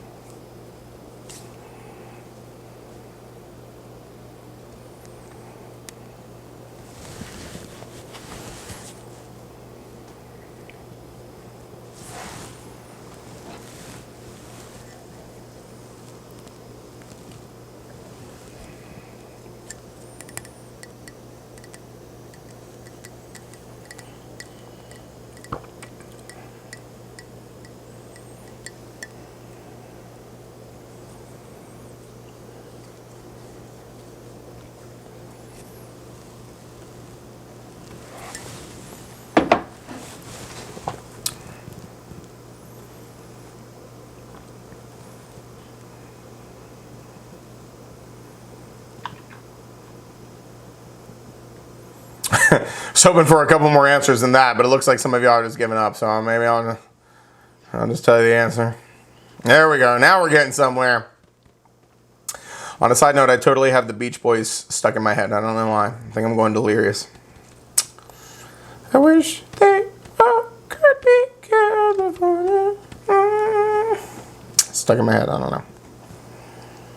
I need a nap. Folks, it is in fact 3,600. Okay. It is based off of the loan amount. So we gave you two numbers. You have to know which one to use. They are borrowing $180,000. I'm kind of move this up here. And they are purchasing 2 discount points. That is 2% of the loan amount. So times 0.02, which is 2%. $3,600. Single entry buyer debit.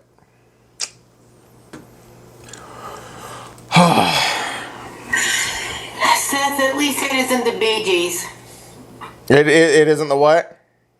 The Bee Gees. The Bee Gees. I love the Bee Gees too. Ew. Oh, I love the Bee Gees. I grew up on the Bee Gees and the Beach Boys, listening to my Walkman, okay? With my first album ever, the Bee Gees, 1979 or 80. Seriously, it's gold. Absolute gold. Absolute gold, yes. Bee Gees and the Beach Boys, love them both. Yeah, good stuff. So I was a total punk girl listening to like Sid Vicious and Red Hot Chili Peppers. Love Sid Vicious, love punk, but when it comes to, I mean, the Bee Gees. The Bee Gees, yeah. Oh no. Barry Gibb, his falsetto, it was just hilarious. I loved it. Yeah. So Little Jimmy Fallon impersonation. Right. Let me think here. Misty, you are, yeah, Jacob says who? You are the queen of the textbook, Misty. Have you found yet the amortization schedule in the textbook? Do you know what page it's on?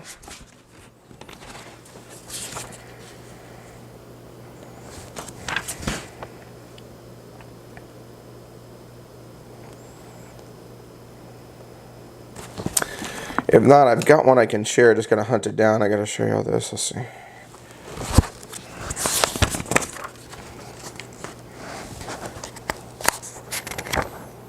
Yeah, there's a small example of it on I think it's 262. Hold on, loan amortization 108. There's another one on 108. There's one on 262. It's not the full one. Let's see what the 108 one looks like. Yeah, I'm on. Financing is on. I've got several books here, so. Oh yeah, don't do the other books. I'll show you one, folks. Let me explain what's about to happen here, okay? I'm gonna show you something here. On the new book, it is on page 262. Yeah, 262. Small one, yeah. And let me pull it up here so you can see this.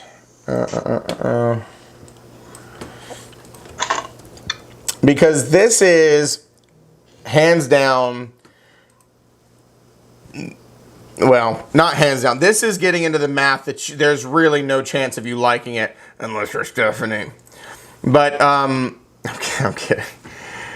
I don't know, Stephanie, even you might not like this math. You're probably fine with it, but I don't know that anybody likes this math that we're about to get into. Yeah, maybe, sort of, kind of. I don't know. We'll see. Let me show you this on the book so I can explain what's happening here. You've got to be very careful because if you don't have this explained to you right, you will never get it. Lucky for you, I'm going to explain it to you right. Just get your textbook pulled up here so I can show you. And then I actually have a PDF, and I'll share the PDF of it. But the good news is, what I'm about to show you, you will not have to memorize in any way, shape, and form. If we ever ask you to use this chart that I'm about to show you on a test question, and this is not the right book, I just haven't changed this from the old book we had. If you ever get a test question based on what I'm about to show you, they would have to give you the chart, or they would have to give you this loan factor that you see on here. But I want you to see the chart so I can explain it to you. So,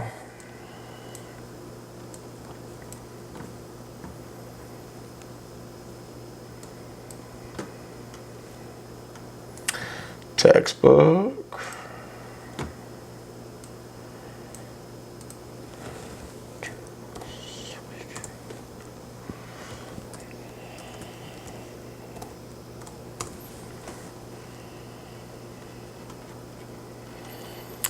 So here you go. This is just a more condensed version of the chart. Of course, there is a much larger, more expansive version of this in general. And I will show you, and I'll share a PDF of it with you. I've got it in Google Drive, but I just want to explain this chart to you before I try to explain what's happening in that scenario on that slide, okay? So let me minimize this or make this full screen. So I kept using the word amortization. And so amortization is repaying your loan. That's all that word means. And so if it's a fully amortized loan, that means when you make all of your payments, you will ultimately end up with a zero balance. And so if you look at an amortization chart, amortization schedule, loan chart, whatever you want to call it, there are two numbers. There's the numbers along the top, and then there's the numbers along the side. So let's say that you were going to get a 30-year loan at a 6% interest rate. You would find where these meet. And that gives you what we call your loan factor or your amortization factor. Now let me explain what this means.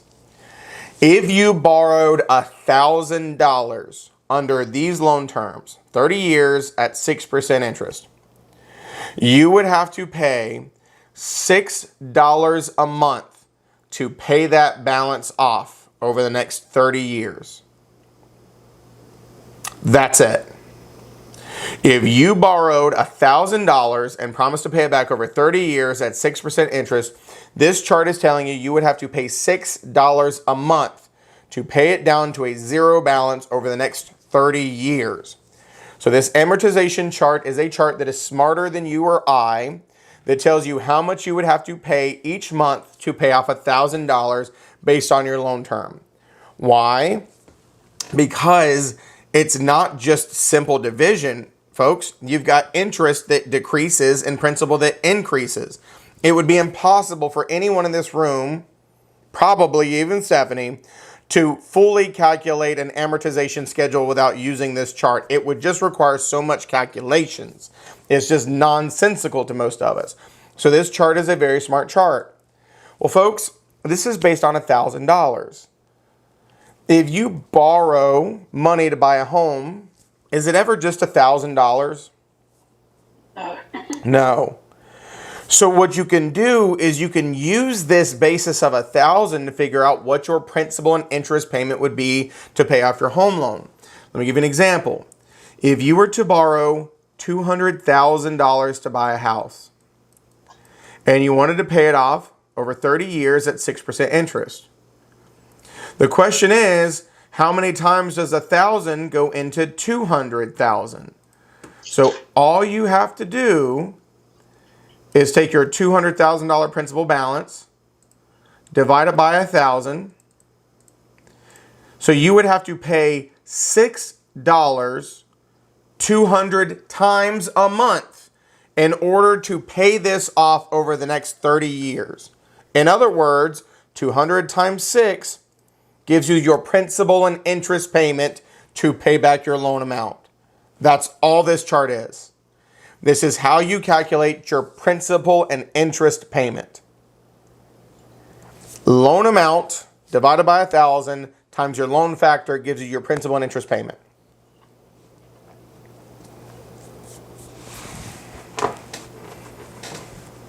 Talk to me.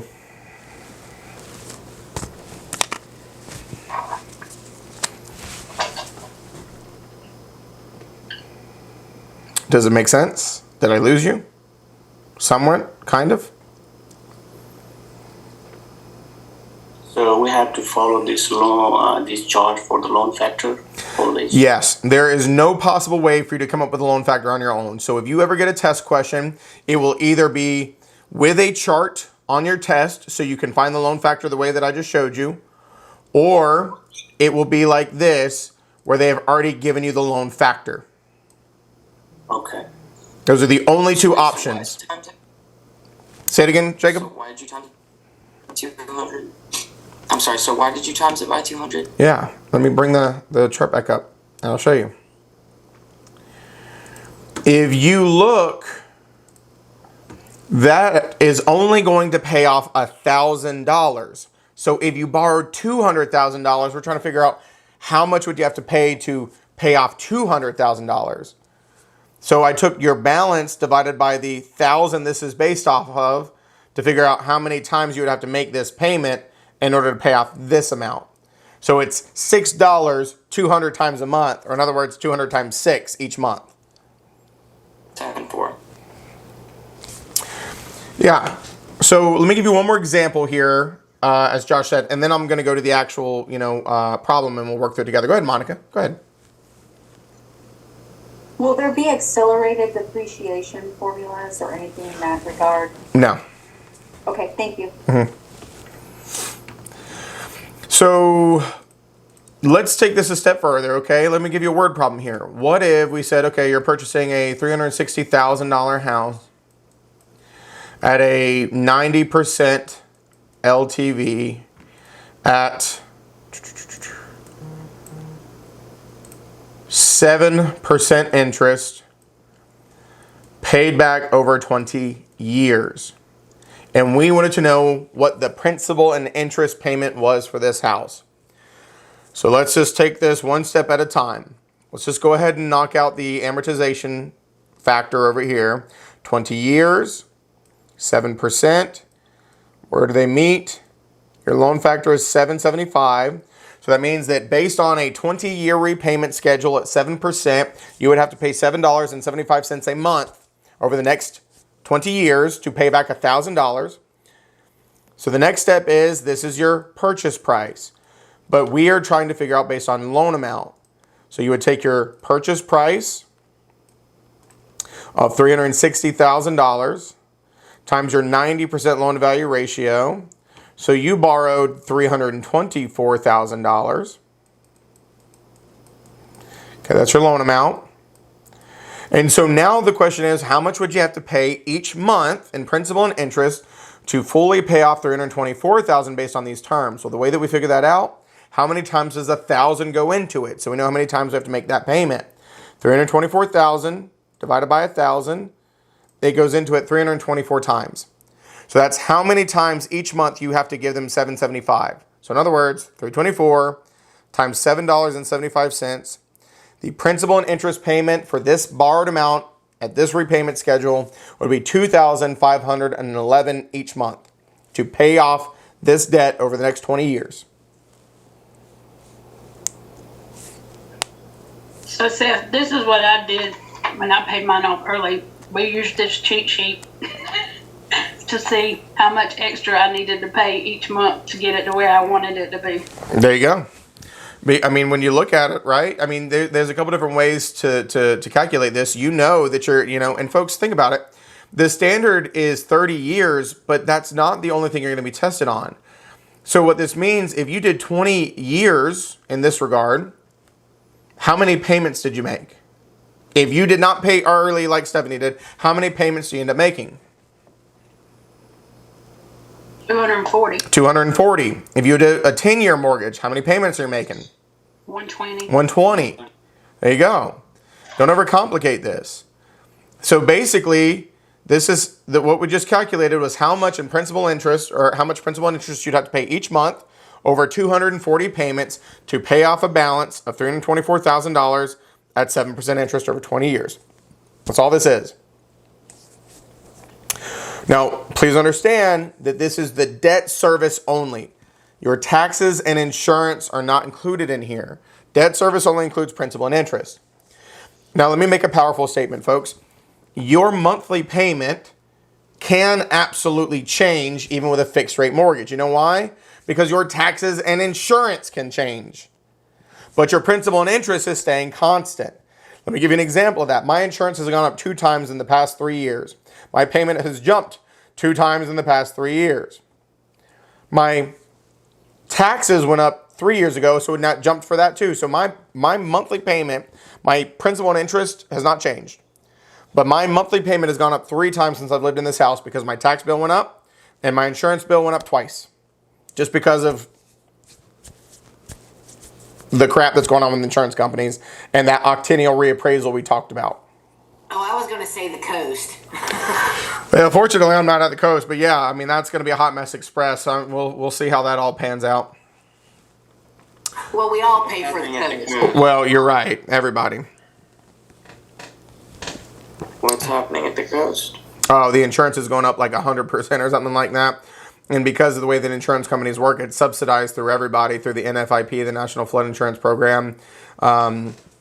Because we're all too stupid to stop living places where it floods because the beach and the river are pretty. And so, of course, people need insurance out there because it's pretty, you know?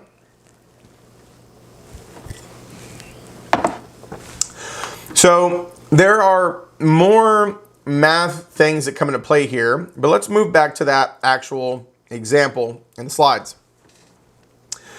Ignore this. There's no chart. It's in an old book. I will share you a full amortization schedule in the group chat and the Google Drive in your program, whatever. But so let's look here, okay?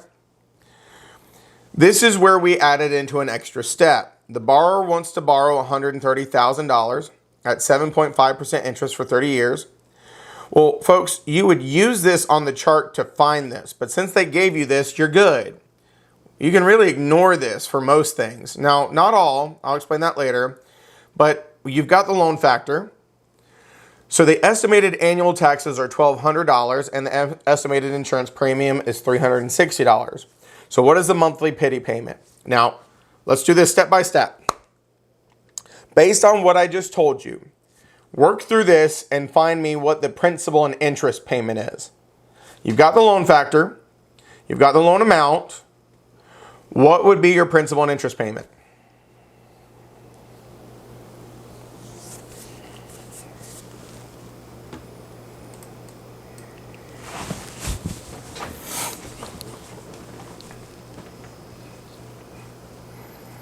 Sandeep, don't be an overachiever.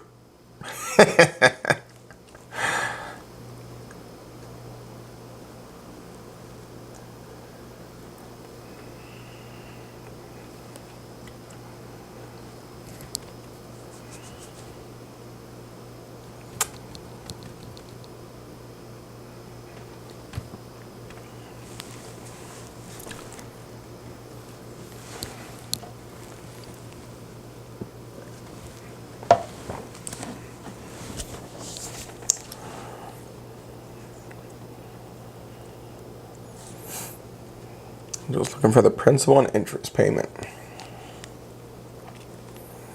Utilizing this loan factor that we've been talking about.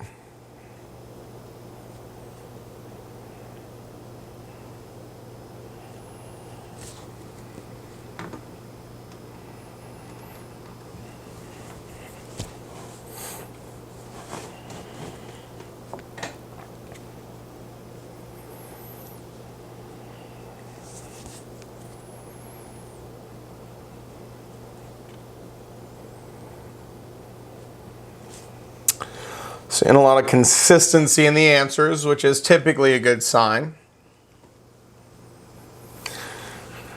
So let me, well, no, the other stuff isn't trying to throw you off. It's just a multi-step problem, so we're taking baby steps, okay?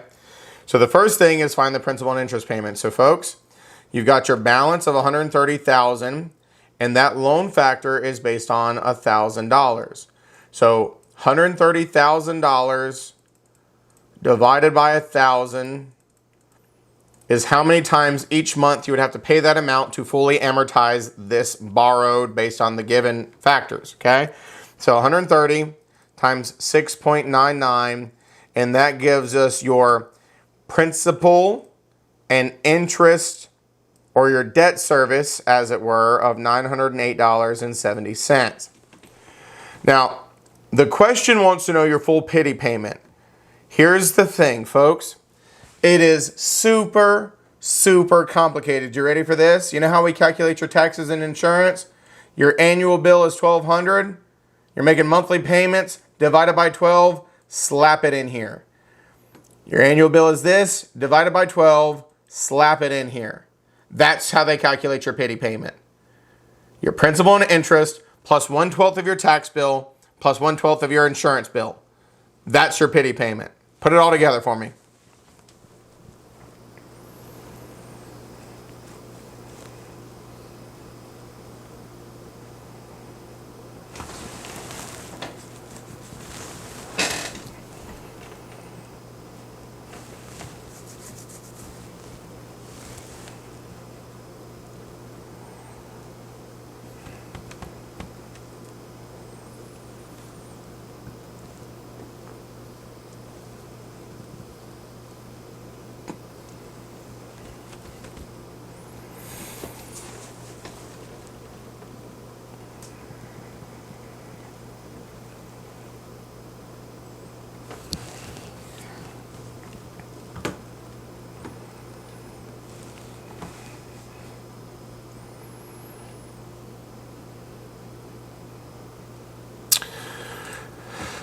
So real quick, we've got our $1,200 annual tax bill divided by 12 months in the year, $100 each month for the T, taxes. And then we've got, in this example, I wish my insurance was only $360 a year, annual insurance of $360 divided by 12 to give us $30. When you add them all together, that gives you your monthly pity payment. 30 plus 100 plus 908.70. Total pity payment $1,038.70. Here's a slightly prettier version of that.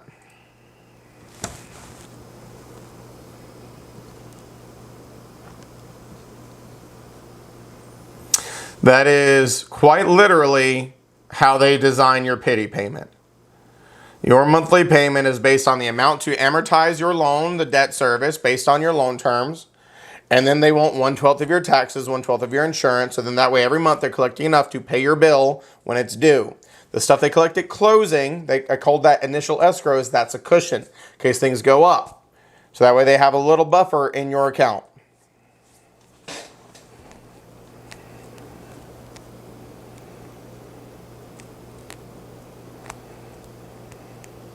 How are we feeling? I actually get it, so that's a surprise. There you go. Now, here's the thing. I'm about to teach you another math concept that goes hand in hand with this. Now, I want you to listen to my words. This next math concept is the easiest math concept that you will try to get wrong every single time. I'm going to say it again. It is the easiest math concept that you will try to get wrong every single time.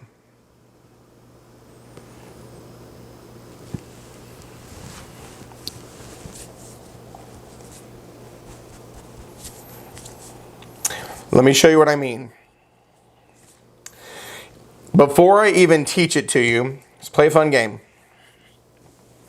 If I told you to look at this information and tell me how much interest you paid over the life of this loan, what would you come up with? Stephanie, don't you dare. I see you analyzing it. You're going to try to find the actual answer and you're going to give it to... Don't you dare, Stephanie. Folks, look at this. If I said, give me the total interest paid over the life of the loan, where do you want to go? What are you looking at? Tell me what your first step would be. And it doesn't have to be right. Where does your brain automatically go? I would go to how much they borrow, and then I would go to the interest rate, and then I would just, I would times by the interest rate. Yeah, I appreciate your honesty, Jacob, because that's exactly where most people's brains do go. Folks, I want you to understand this. That would be completely and utterly incorrect. Here's the thing. Everybody hears me say something like interest over the life of the loan, and as Jacob said, this is why I've been teaching this for years, folks. Everybody wants to go to the amount borrowed, and they want to concoct their own crazy formula where they take that, multiply it by the interest rate, and multiply it by 30 like that's going to work. It doesn't. But here's the thing. You know what your debt service is. You know how many payments you are making over the life of the loan. You know how much you borrowed. So in other words, to calculate interest over the life of the loan, you would take your principal and interest payment of $908.70, multiply it by the 360 payments you will make over the life of this loan, which gives you total cost of the loan of $327,132. But folks, is all of that interest? You had what principal balance you had to pay back? 130. 130,000. Subtract your principal balance from that number. What you're left with is your interest paid over the life of the loan. In this example, you paid $197,132 in interest. I will say it again. This is the easiest math you will try to get wrong every single time because your brains always want to go to that interest rate and the years. Stop it. Because it's already built into the principal and interest payment. So in other words, the years you have to turn into the monthly, right? Like you start there, right? It's no longer 30, it's the 30 times the 12. Yeah, right, because these are monthly payments that you're making. Okay. Right. Yeah. You're making that $908.70 payment every month. There are 12 months in a year, that is 360 payments. So the actual process of doing that makes sense. The why doesn't make any sense, but I know that doesn't matter. But how in the hell is 7.5% interest gonna have you pay more in interest than you are the actual price of the home? That's just mind-boggling. That's very Why common. do you think banks are rich and we're poor? That's exactly right. This is very much the reality. If you have student loans, it's the same thing, by the way. But by the way, your monthly payment is $1,038. You can't get a one-bedroom apartment in Wake County for that. So you're paying the same. Now, of course, you can't get a house at this either way, so your payment's way more than that. But the point is, you will eventually have this paid off. You will never pay off something you're renting. So you will be paying this much or more until the day you die. Houses eventually get paid off. The values go up. So don't focus on the ungodly amounts of interest. It has its other benefits that outweigh it. Because rent is 100% interest. But you also can do like I do and cheat the system. Okay, this is being recorded, Stephanie. Listen. Shh. I'm just kidding. It's not illegal to do what I did. No, I know. Stephanie, we'll talk later. Yeah, there you go. No, you're just talking about paying it off early. Right. And so you eliminate some of the interest. For instance, if you're paying $2,100 a month in rent, I mean, you can make 2 house payments for what you're paying in rent. And that second payment can be applied totally towards the principal balance, which means that you are exponentially cutting it down. Yeah. Right. So you can pay it off a whole lot faster, and you're not paying for somebody else to live nice while you're struggling to eat. Correct. If you can find somewhere that has a house payment for $1,000, please let me know. Yeah. My mortgage is $600. It's how much? $600. Did you buy in 1922? My bathroom cost. No, Mine was I bought $575. Macintosh in the Lake. This is in Burlington. At that time, I bought it in 2018. It built for $104,000, and I did a 30-year mortgage.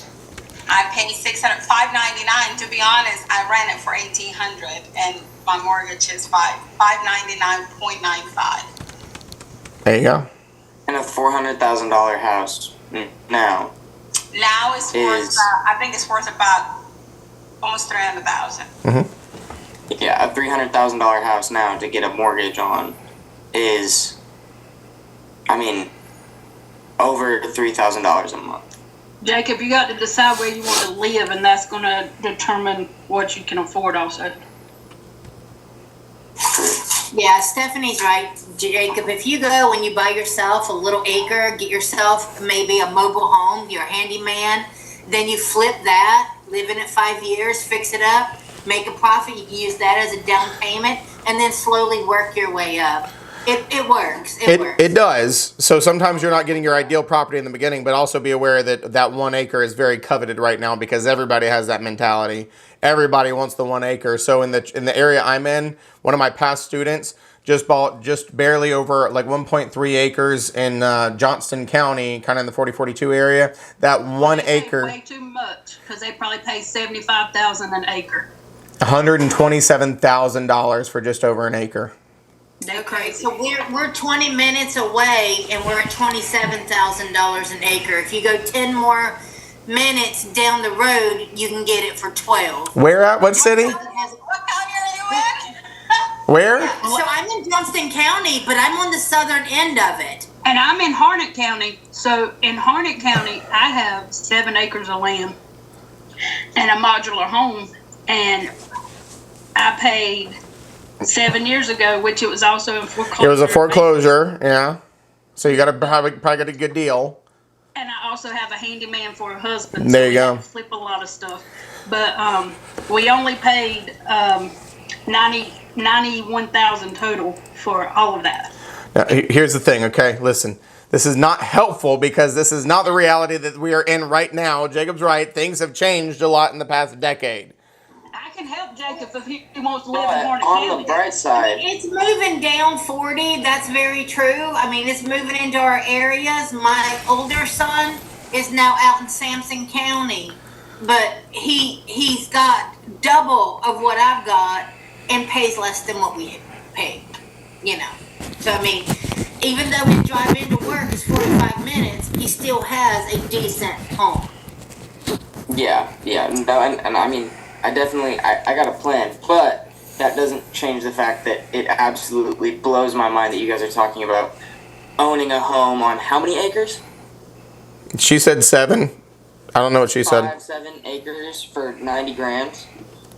That's completely absurd. But on the bright side, I did find a piece of property in the mountains, and it was 25 grand for just under 6 acres, and I really want it. Be careful. If it's too good to be true, it probably is. It's probably going directly up a hill. You probably have no internet. You probably barely have water. Amen. Yeah. You need to make sure that you have a way to get to it because one of my friends bought land and it was Nowhere. Mhm. a lot and they couldn't get to it. Yeah, there you I go. didn't say I was going to do it. I said I wanted to. You what not? I hear you. I hear you. Well, Jacob, We're just my trying to only keep you advice from is making building- mistakes as a young person. I can't afford to buy a piece of land right now. All right. Hey. Come on. No more chasing cats, folks. We got learning to do. All right. Listen, we can give him all the advice. By the time he's ready to buy, the market will have shifted 17 more times. Lord bless. So here's the visual for you. Calculating total interest over the life of the loan. The easiest math that you will ever do in your entire life, because if you know the principal and interest payment, you know exactly how much you're going to pay. Now, folks, this is where I told you this is super useful in your real life. Let me show you why. Remember when I told you the car salesman, once you tell them what your payment you want it to be, you've made a mistake. Because you tell them that you want to buy a $60,000 car. Well, if you were to just break that even over 6 years, 12 months in a year, that's 72 months financing it at 6 years. So if you had zero interest, a $60,000 car divided by 72 would be $833 a month over 72 months. So if you try to buy that car and tell them that you want to have your payments less than $500, they're just going to add on higher interest rate and they're just going to add on a crap ton of months. And so if we were dealing with, I don't know, let's say, 10 years, $60,000 divided by 120 months, now you're at $500 a month, but you also got to pay interest. So it's actually, in order to get that payment, they're going to probably do it for 15 years at like $700 a month. 15 times 12 times 700 and something a month. You have paid $126,000 for a $60,000 car. This is why you need to know how this maths out, because when they tell you how long you have to repay it and what your monthly payment is, you take that payment and you multiply it out by the number of payments, subtract out what you borrowed, and that tells you how much interest you're paying. Do not ever go off of the payment. Go off of the interest. I bought a new car last year and I bought a new truck last week. This is exactly what I did. Actually, 2 weeks ago now. And this is exactly what I did. I looked at the numbers and I looked at the payment down that I wanted and I did the math. And so my car that I bought, I only financed it for 4 years and I'm paying like $2,400 in interest over 4 years. That's nothing. $2,400 in interest. I'm barely paying over the cost of the car. My truck, I got a really good deal on the interest rate. I'm paying a hefty payment, but I'll have it paid off in 5 years and my interest is barely $3,600. These are the things you want to look at. What is it actually costing you to borrow that money? Because if it's costing you oodles and oodles more, not a good investment. Not a good idea. That's a big loss. By the way, Jacob, you'll be excited to know my new truck has adaptive cruise control. Remember when I was driving to Ohio and you asked me, like, the what? Adaptive cruise control? Yeah. Yeah, my new truck has it. So I was like, hey, Jacob was talking about this. Adaptive cruise control is my best friend. I drive to the mountains pretty much every weekend, so. Yeah, it's pretty cool. So when we're dealing with this, you just take your principal and interest payment, multiply it by the amount of payments you're going to make. That is your total cost of the loan. But if we want to know your total interest, subtract out your principal balance. Yet again, easiest math that you will try to get wrong time after time after time. But trust me, it is this simple.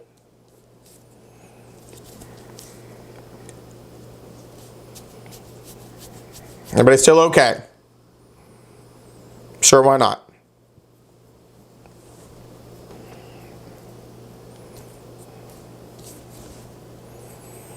Hey, Joanna, you know you have a copy of all these slides, right? If you're more likely to look at them on your phone, you do you, girl. I'm just saying, you got them all. You're wasting valuable... Yes, but if I wanted to look back quickly, if you change Yeah, the absolutely right. Look, I'm picking on you. I used to do the same thing whenever I was in class, but I learned something about myself in class.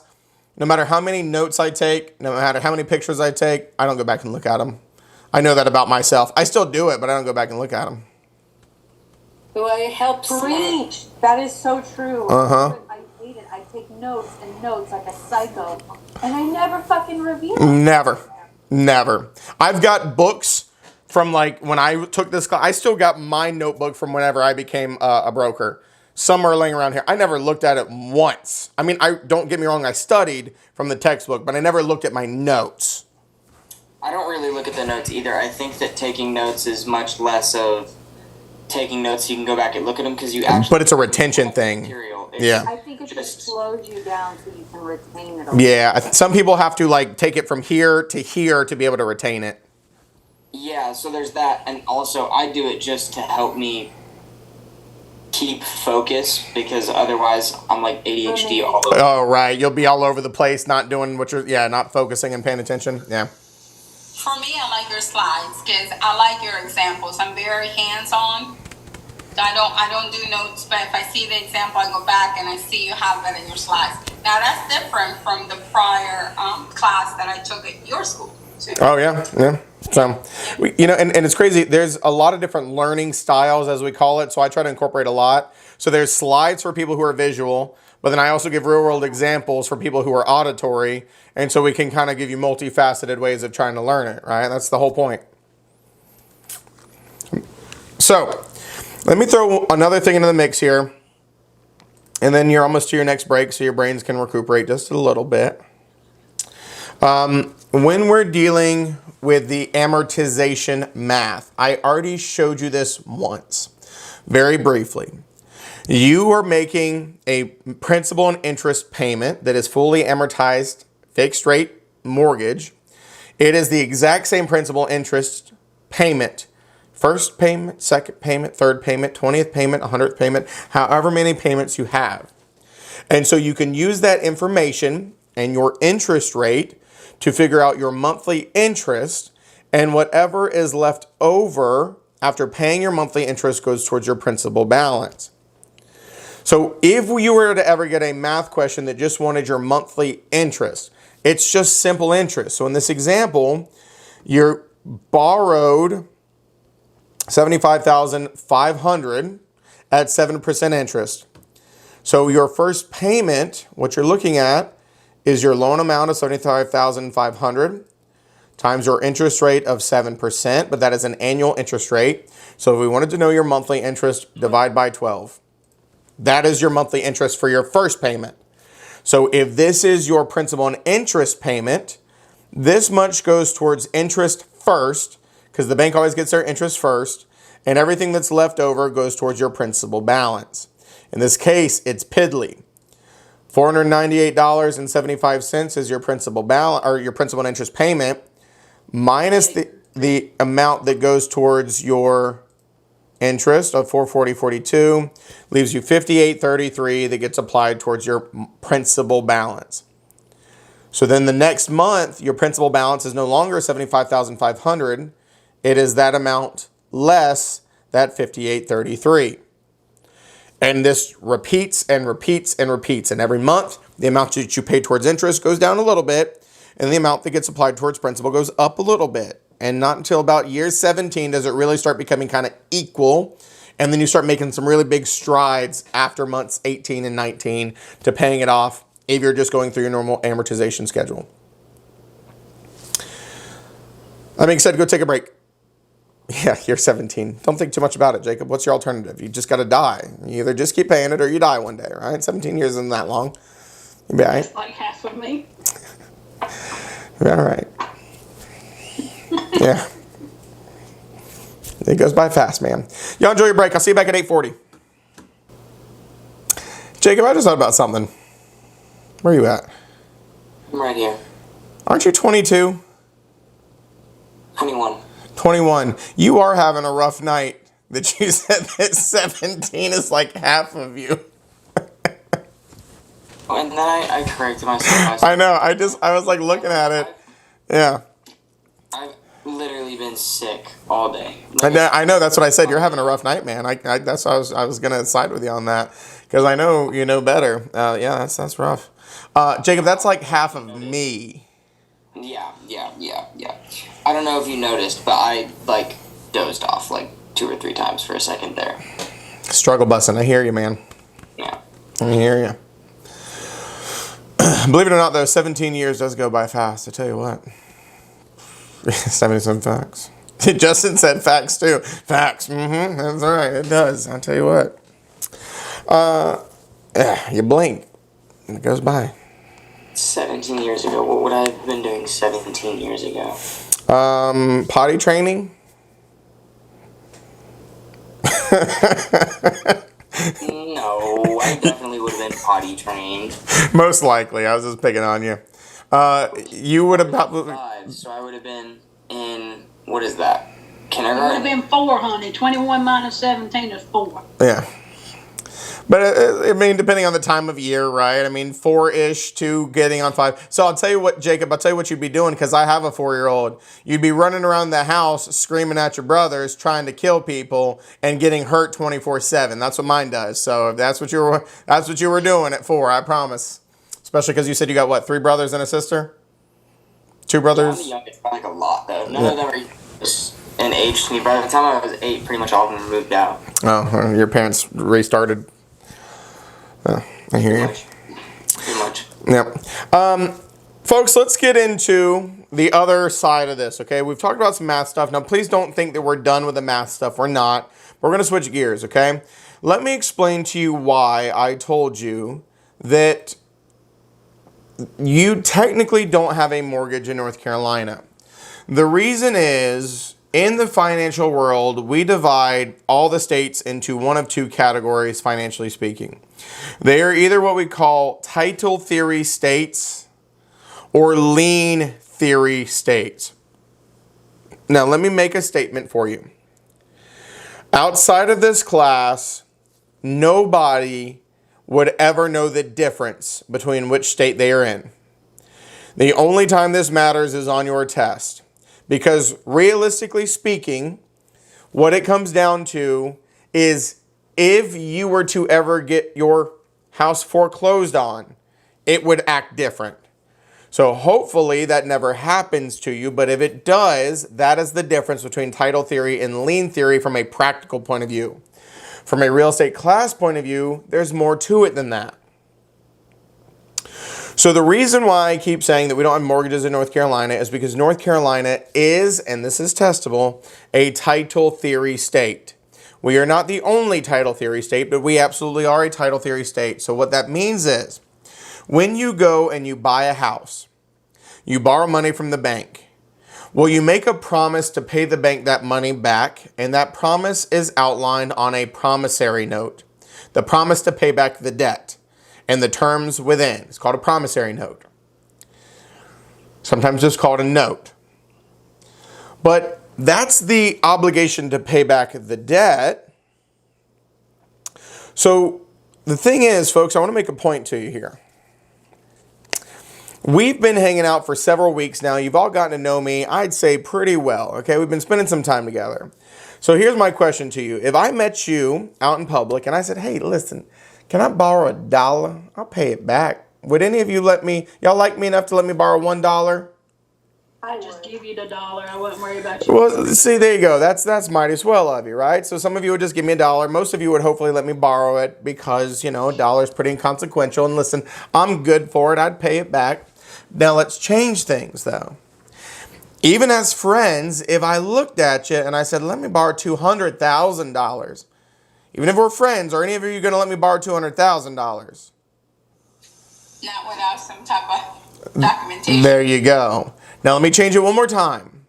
I don't have 2,000. Well, 200,000. I'm with you, right? So, let's say that you did. But here's the last piece of this. What if I said, and you had it? What if I said, if you let me borrow $200,000, I promise to pay you back $300,000, and if I don't, you can have my $500,000 house. If you had that kind of money, that Justin said, bet, right? You're going to go for that, right? If you were guaranteed to make $100,000 more than what you lent me, and if I don't pay you, you get a house worth over double what you lent me. Sounds like a pretty sweet deal, doesn't it? Now, picture this. We're friends, and that's what I had to do to entice you to let me borrow money. The bank is not your friend. So the banks lend you money not because they like you, but because they know that they have a way to get it back in some way, shape, or form. So yes, you sign an IOU, which is the promissory note, but what you're looking at on the screen right now is what we call the security instruments. It is how they secure their investment to know that they are going to get their money back some way or another. So the security instrument in a title theory state is called a deed of trust. The security instrument in a lien theory state is called a mortgage. We are a title theory state, which is why I'm telling you, legally speaking, we don't have mortgages in North Carolina. So here's what happens when you buy a house in North Carolina. You borrow money from the bank, you promise to pay it back, you sign a promissory note that outlines how much interest and how long you have to pay it back. But you also sign a document called a deed of trust. And here's what you do. You ready for this? When you buy a house, you are the owner, technically speaking, right? Because you get this deed from the grantor to the grantee, you, which transfers title to you. But what you immediately do at closing, whether you realize this or not in North Carolina, is you turn around and you signed your ownership away to a trustee, a third party who holds on to the title of the property on behalf of the beneficiary, which is the bank. So this is why this is called a three-party instrument. There are three parties involved in this. There is you, who borrows the money. We call you the grantor. Why? Because the second you got the property granted to you, you turn around and granted it to somebody else. So the borrower is called the grantor. Who did you grant the ownership of your property to hold on to? The trustee. And who are they holding that on behalf of? The beneficiary, which is the bank. And so here's what happens. If you don't pay the bank will pick up the phone, they will call the trustee, and they will say, auction their house off and send me the money. That is how this works. it's a three-party instrument. Every single one of you who owns a home in North Carolina, you've done this. So somebody else is actually holding the legal title to your house, called the trustee. They're supposed to be an unbiased third party. They're an attorney that works for the bank because the bank can't hold it themselves. And if you default, the trustee would put your house up for auction by way of a foreclosure at the county courthouse. And so what differentiates these is the way they foreclose. In North Carolina and other title theory states, because they're holding this legal title, they have what we call a power of sale foreclosure. It's very easy to foreclose on somebody in North Carolina. Now let me explain the difference and I'll give you a visual here. In lien theory states, it's a two-party instrument. There is the mortgagor and the mortgagee. Now remember back in week 1, I cautioned you about these. Or is give or E is receivee. So the borrower is the mortgagor. In other words, the mortgagee is never me. Folks, the banks give you money. You give them the mortgage, which pledges your home as collateral for the debt. The difference is you get to continue to hold legal title. You haven't signed it away to anybody, but you gave them this mortgage that promises that you know they will go after the house if you don't pay them. That's called hypothecation, pledging the home as collateral for the debt. Hypothecation. I'm going to give you a visual. I'm sure it's in the, let me have the textbook up here. Let me pull it up. Oh no, don't do that. No, no.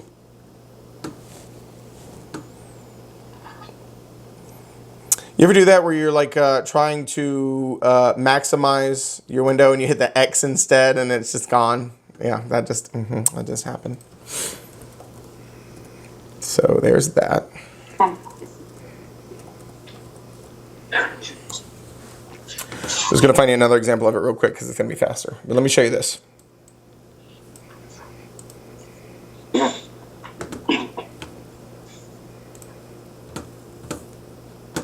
All right.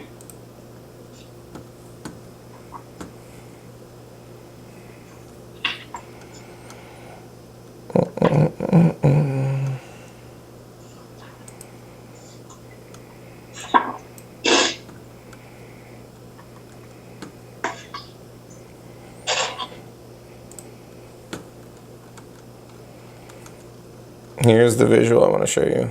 Okay. So in a lien theory, this is how it kind of looks. Is this? Let me zoom out.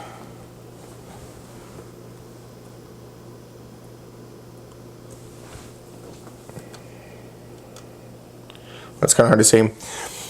There's this mortgage, okay? So in a lien theory state, which North Carolina is not, you give the lender the promissory note, which is the promise to pay the debt back, and you give them the mortgage, which is pledging your home as collateral. You're basically saying, yes, I'm holding legal title, but I know that if I don't pay you, you are going to foreclose on the house. What they give you is the money. So the mortgagor is the borrower. The mortgagee is the lender. Two parties only in a lien theory state. So as you make your payments and you pay the loan off, the lender will record what's called a satisfaction of mortgage. It is a cancellation. They will basically say, okay, your home is no longer collateral for any debt. You have paid us off. So that's a lien theory state. Two parties, mortgagor, mortgagee. Remember, the mortgagee is never me. The mortgagee is the bank. So in the deed of trust relationship, there are three parties. The grantor, which is the borrower. And I told you they're called the grantor because you get the ownership granted to you as the grantee for like a second, and then you turn around and you grant it to somebody else, the trustee. Now, it says that the trustee holds what we call naked title or naked legal title. What that means is they do not have the right of possession. you have that. So much like an installment land contract, technically what you most adequately can be articulated as having is equitable title. The difference is, even though you only hold equitable title in title theory states, you can borrow against your equity in this relationship. In an installment land contract, you can't, because you don't and never have legally owned it yet. In this one, you did legally own it, but you signed away that ownership to appease the bank so they would lend you the money. So you can access your equity. So the three parties are the grantor, who is also the borrower, the trustee, who is typically an attorney who holds that naked legal title, and they hold that title on behalf of the beneficiary, which is the lender. So if you screw up, the banks call the trustee and say, foreclose on their house, give me the money from the auction. And so key difference here is 3 parties versus 2 parties. The other key difference is, in a mortgage or lien theory state, you do hold legal title. What that means is, in this relationship right here, it is what we call a judicial foreclosure. If they want to foreclose on you, they have to actually go through the courts and basically have a suit to take back the ownership from you, win it, and then they can foreclose. It's a much lengthier process because it has to go through the court system. In title theory states, they could do it tomorrow because they are already holding that legal title. That is the only difference from a real world point of view. You would never know which state you lived in until you get foreclosed upon. Now, do not confuse this to think that it's actually super fast in North Carolina. It can be super fast, but sometimes foreclosures still take years, depending on how quick the bank wants to move.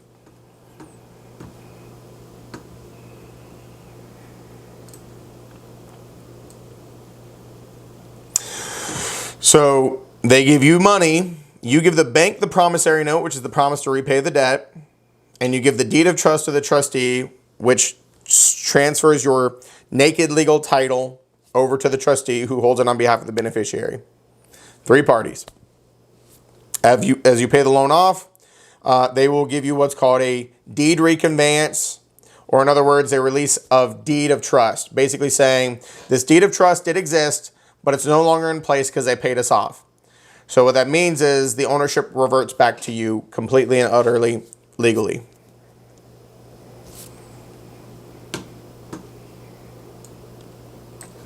And this is probably where you wish that you could just stay in your own little world of ignorance and not know how any of this works. You're like, well, I didn't need to know all this. No, I just wanted to print a house. And for the real estate class, this is how it works. How are we feeling? I know. I know. It's not fun. It's not pretty. It's not glamorous.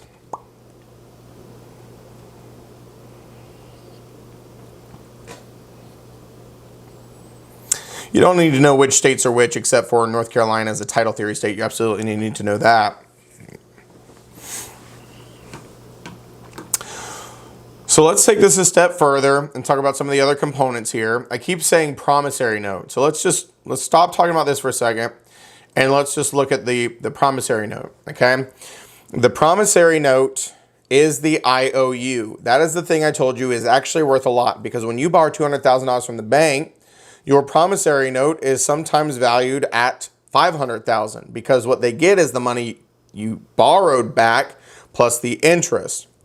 Now, please understand that while you have made the promise to pay this bank back, there is typically the ability for the banks to assign this promissory note to somebody else. What does that mean?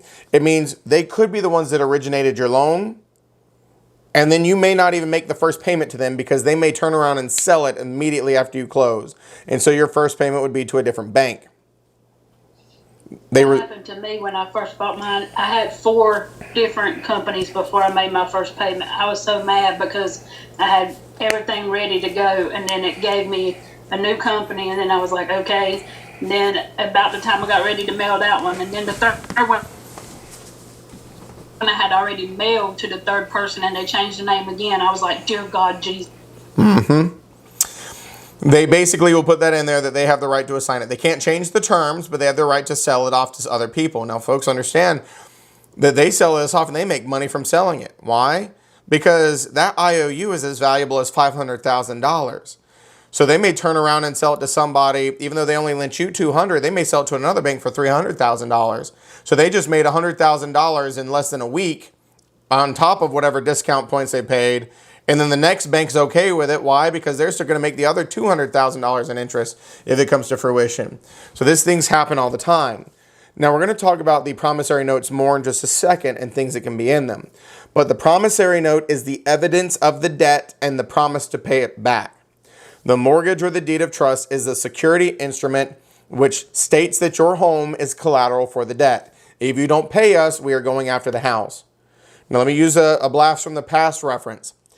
The mortgage and the deed of trust are specific liens. They attach to the real property.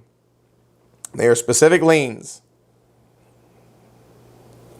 And I told you hypothecation is a fancy word for pledging the home as collateral. It's the act of pledging.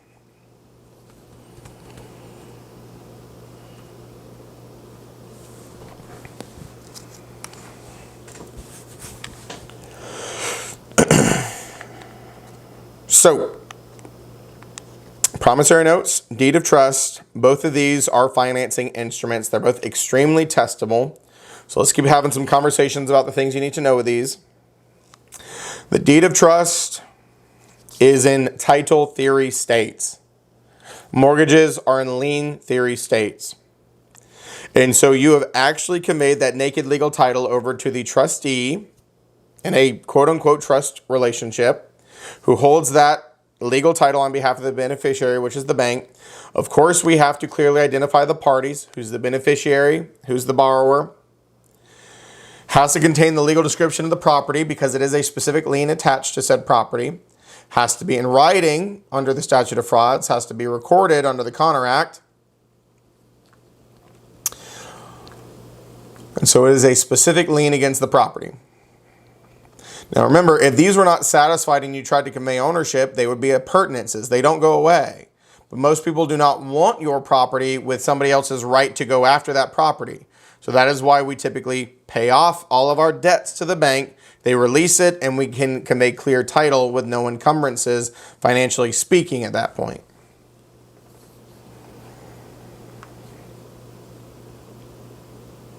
What you got, Sandeep? How does it work if you're doing owner financing? Adult diapers. Depends on what you and the owner agree to. Basically, in true seller financing, the seller basically acts like the bank. So not the installment land contract, but in true seller financing, what they will do is they will grant ownership to you, but then the seller will take back a deed of trust against the property themselves, just like the bank would. So the seller would say, okay, well, I'm holding on to this as a specific lien against the property. If you default, then I can regain ownership of the property. So it works very similarly. It's just the seller doing it, and you have an agreement to pay the seller versus a bank. But the seller acts like a bank in that regard. Cool. Thank you. Mm-hmm. So when we're talking about these different documents, of course, there are several different things that come into play. Now, this still says deed of trust instrument at the top. Really and truthfully, the deed of trust just grants that ownership over and would basically talk about what's going to happen if you default.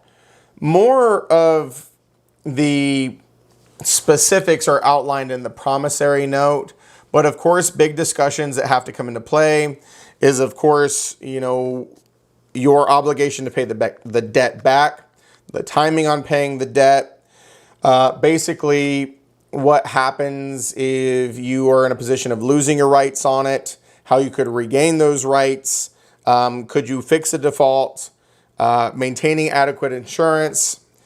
So I want to skip forward here for a second because I don't want you to confuse these So I'm going to come back. I want to show you something here. Where is it at? Right here. I want to talk about the promissory note first because this is more important to talk about what's in here. And then I'm going to circle back around. I told you that the promissory note is the promise to repay the debt. It's evidence of the debt and the promise to pay it back. So you borrow $200,000, 7% interest over 30 years. The terms that I just stated would be in there. The promise to pay would be in there. The signatures of the borrowers would be in there. And so this is where we really outline most of the rules. Here's what you can and can't do. Here's our expectation. Well, this is a type of a contract, so it doesn't need to be in writing. The promissory note isn't typically recorded. It could be, but it's not typically recorded because the bank's having a copy, you having a copy is typically enough. Now, a little bit ago on that other slide, it said that the deed of trust could have something in there like you need approval for major modifications or alterations to the property. That could be in the promissory note, could be in the deed of trust. Basically, the whole point is if you breach your agreement, it could trigger the foreclosure. The most common way to trigger the foreclosure is non-payment. But there are other ways to trigger foreclosure. In other words, you made promises in the promissory note, you didn't keep them, you're in breach, and they could trigger the foreclosure even if you're making your payments. So sometimes if you make major modifications to the property without getting permission from the bank, because they have a vested interest, that could trigger a foreclosure. It's not always about the money. It's whatever rules are outlined in your promissory note and or the deed of trust. Seth, is the right of redemption in the promissory note also? Typically it is outlined in there, but of course there are actual pieces of legislation that authorize that as well. So even if it's not in there, there is what we call the statutory redemption period under protection laws in North Carolina and many other states, but it is typically outlined there. And so I'm going to circle back around and talk about that statutory redemption period as well. But I think it's useful to kind of talk about this promissory note a little more in depth so you can kind of figure out what would trigger this foreclosure outside of not paying. So there's rules that are outlined that you have to follow on making the payments on time, what happens if you default, how you can fix it, approvals that you may need. But there are also typically what we call clauses within this promissory note. In other words, specific rules. If this, then that. If you ever saw the movie The Santa Claus with Tim Allen, it was a funny play on that word clause. Yeah, I love that movie too. Such a good movie. It's a play on that word because obviously it's called Santa Claus, but then there's clause, like the legal document, which is basically a rule or an obligation or the fine print, if you will. And so there are several of them that are testable that are very commonly included or could be included in the promissory note. So the first one is this acceleration clause, which kind of goes hand in hand with what I've been talking about. Folks, what does it mean to accelerate? Faster. Yeah, go faster, speed up. So let's say in the promissory note, they told you you had 30 years to repay the debt. An acceleration clause states that if you mess up, they are going to speed up the due date. Instead of 30 years, pay us all of it now. You breached, pay us all of it now. You had 30 years to pay off your $200,000. Now we need it in 7 days because you messed up. You broke one of the promises. You broke one of the obligations. It's called an acceleration clause. Speeds up the maturity of the loan. Any default could result in an acceleration clause kicking in. The next one on the list is called a prepayment penalty clause. It's exactly what it sounds like. A penalty for paying it off early. Now, that does not exceptionally common in mortgage loans or home loans in any way, shape, and form. And it's actually not even that common in car loans, but it could be in there. The reason why banks would put this in is because they make their money off interest. If you pay it off early, they're not going to get their interest, or at least not the amount that they wanted to get. So it could be something where it says, okay, well, if you pay this off early, you owe us 10% of the balance of interest that we didn't get. or you would owe us the total amount of interest that we didn't get. It could have something like that. So in other words, you are penalized for paying the loan off early. Now, it's important to note that a prepayment penalty clause is prohibited, meaning not allowed on any government-backed loans. Cannot be on an FHA, VA, or USDA loan. Those are all government-backed loans. We'll talk more about those in a little bit. So prepayment penalty clauses are prohibited on government-backed loans. Now, North Carolina, they're also prohibited in North Carolina on first liens of $150,000 or less. Meaning, if you got a lien greater than $150,000, they could be on there, but it's not exceptionally common.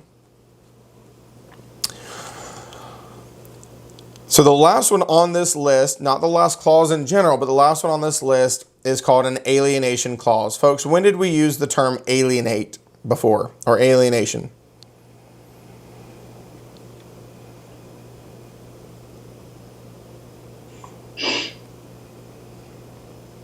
When we voluntarily alienated ourselves from the property by transferring it. There you go. We talked about alienation. Alienation is being removed from your ownership. Okay, being removed from the ownership. Now, Misty said voluntary, but it could be either, right? There was voluntary alienation by way of sell, by, technically will, gift, or something like that. And there was involuntary alienation. What were the examples of involuntary alienation we gave you?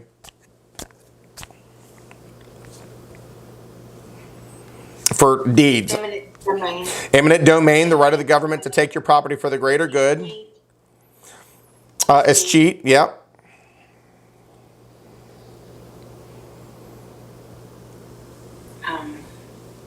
Two more and I'll be happy. My head hurts. I know. Foreclosure. Foreclosure. This is what we're talking about, financing, right? Foreclosure would be an involuntary alienation. You didn't pay, so they foreclosed. One more. It was a weird one, kind of quirky.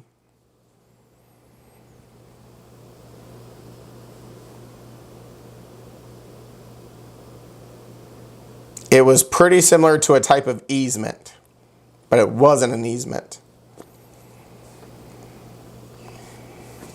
Was it a prescription easement?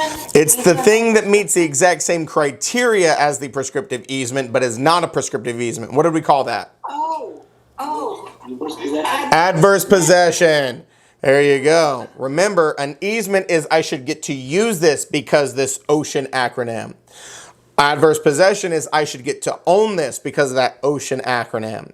So adverse possession, all those are types of involuntary alienations. Now that was just a review quiz.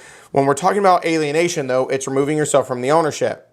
So an alienation clause means when you no longer own the property, you owe us the entire balance. It's also called a due on sale clause.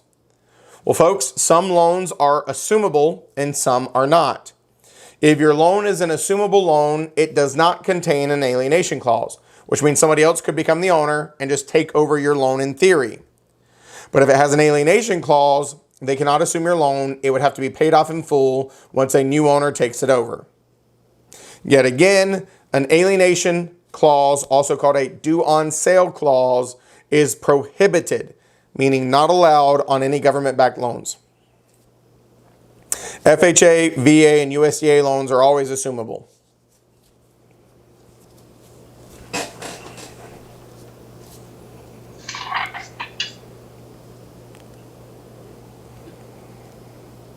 Misty, I was waiting for it, Misty. I saw the face. I was waiting for it. Yeah. Repeat that, please. Prepayment penalty clauses and alienation clauses are not lawful on government-backed loans. They cannot be on a promissory note for any government-backed loans. And we're going to talk about those more, but that means FHA, VA, and USDA loans cannot contain a prepayment penalty clause. They cannot contain an alienation clause.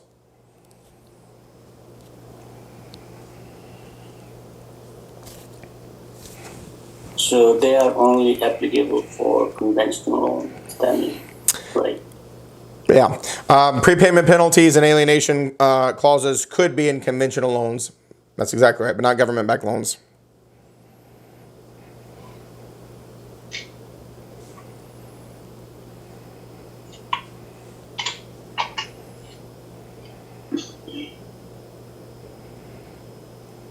So So Seth, am I right in understanding that they can't contain the alienation or pre-penalty because they are assumable?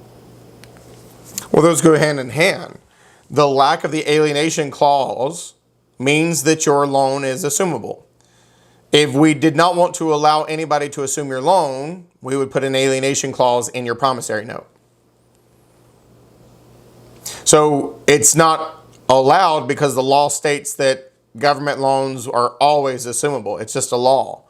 They have clearly stated that under federal legislation that they are always assumable. Ergo, they cannot have an alienation clause in them. Doesn't mean you have to let somebody assume them, but they are always legally assumable.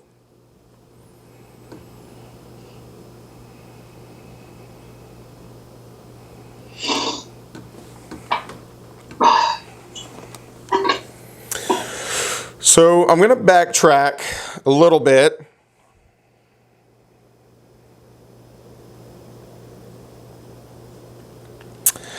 And I want to just talk about a few more things, and then we're going to move forward here. But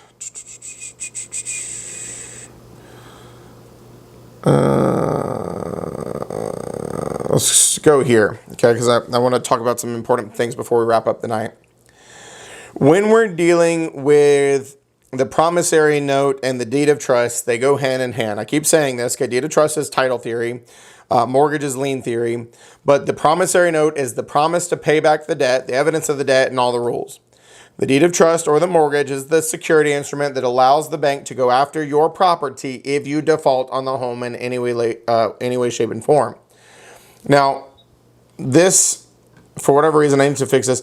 When we're dealing with these, this is why I'm kind of like skip forward to the promissory note. The rules are really outlined in the promissory note more than anything.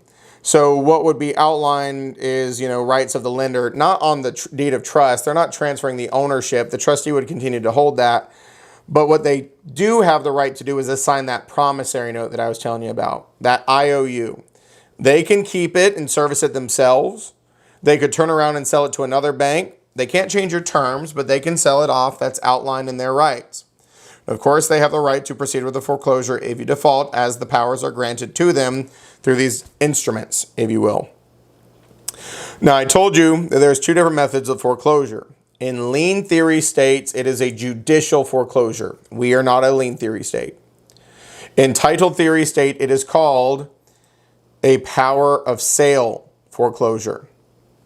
Because they're already holding that legal title, it's easy for them to auction it off. No court proceeding necessary.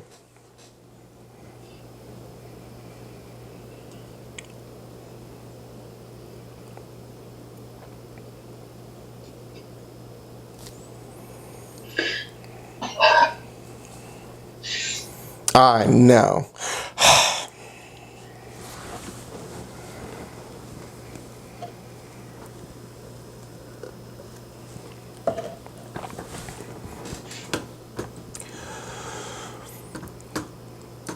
So, all of these fun, crazy terminologies that I'm throwing at you kind of all go hand in hand. Now, let me explain something, okay? Folks, there are times where there are maybe significant others or spouses that are buying a property together. And if one of the spouses is a stay-at-home parent, it's a very important job, but there is no income. So sometimes it is not even pertinent, practical, or otherwise to put them on the loan. It is very possible to buy a house with only one partner or one spouse on the promissory note, the loan. But even if only one spouse or partner is on the loan, if they are both on the deed, then both would need to sign the deed of trust. Because what you have to do is convey all your rights and interest over to the bank. You can't just do one or the other. If you're both on the deed, both of you have to sign the deed of trust, signing that ownership over to the bank. But it is possible for only one of you to be on the promissory note, the promise to repay it. And the reason people do that, folks, think about it. If one spouse makes $120,000 a year and has a credit score of 800, the other spouse makes 0 and has a credit score of 600. They will average these two out. Putting both spouses on there gives you the same income and a lower credit score. No point in putting them on there.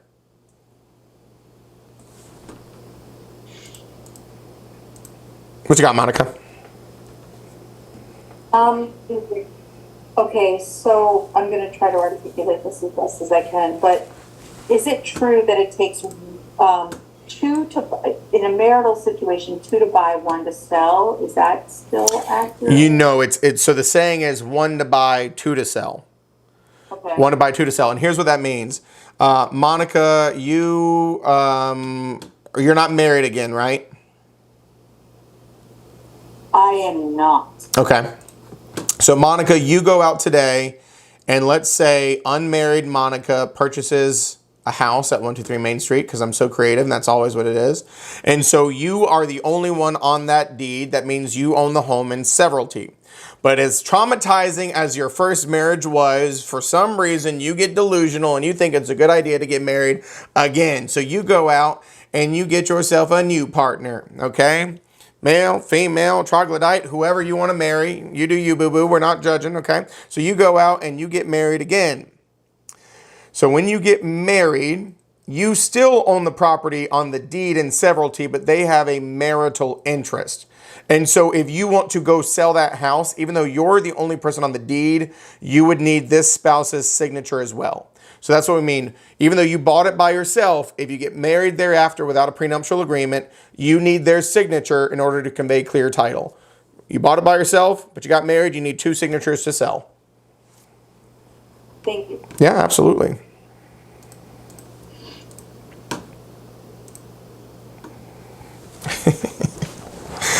Missy, y'all getting married? That's cute. I like it. I'm here for it.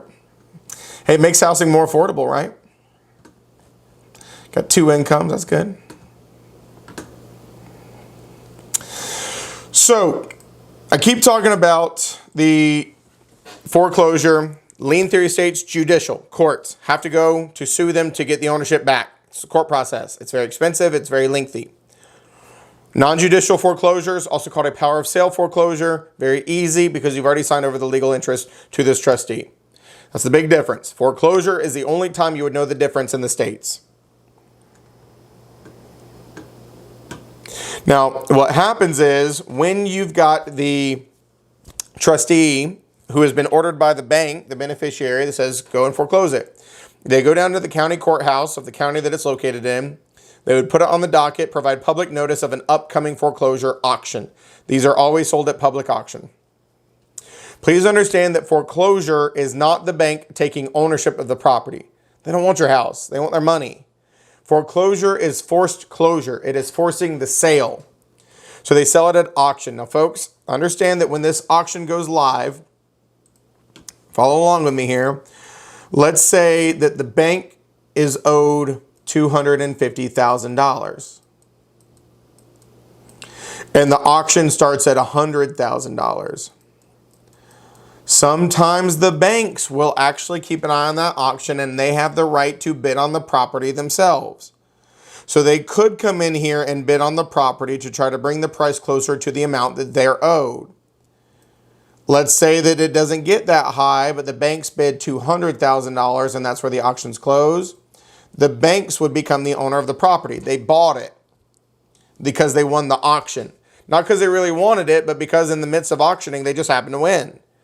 That is what we call a bank-owned property. So have you ever heard the term REO, owned property? That stands for real estate owned. Just a fancy way of saying bank-owned. Not to be confused with the amazing band REO Speedwagon. Okay, very different thing.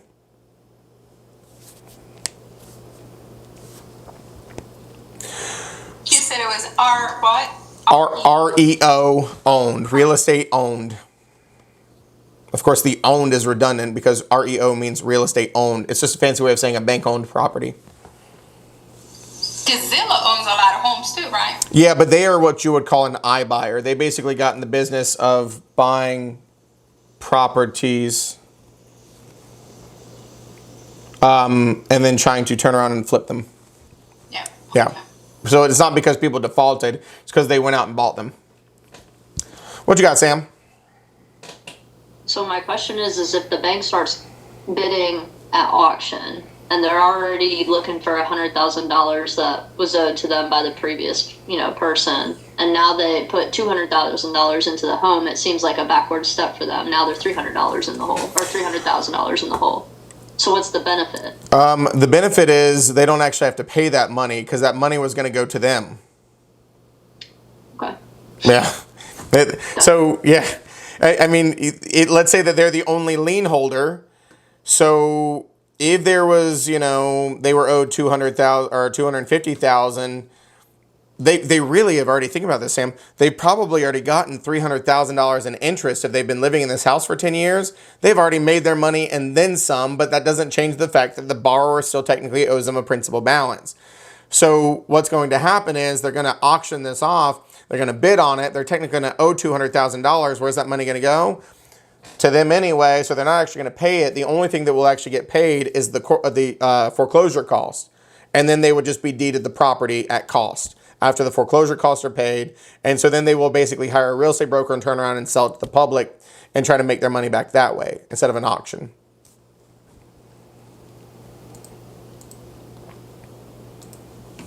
So Misty was talking about the redemption period. So this is probably the last big thought that I'll kind of finish up today.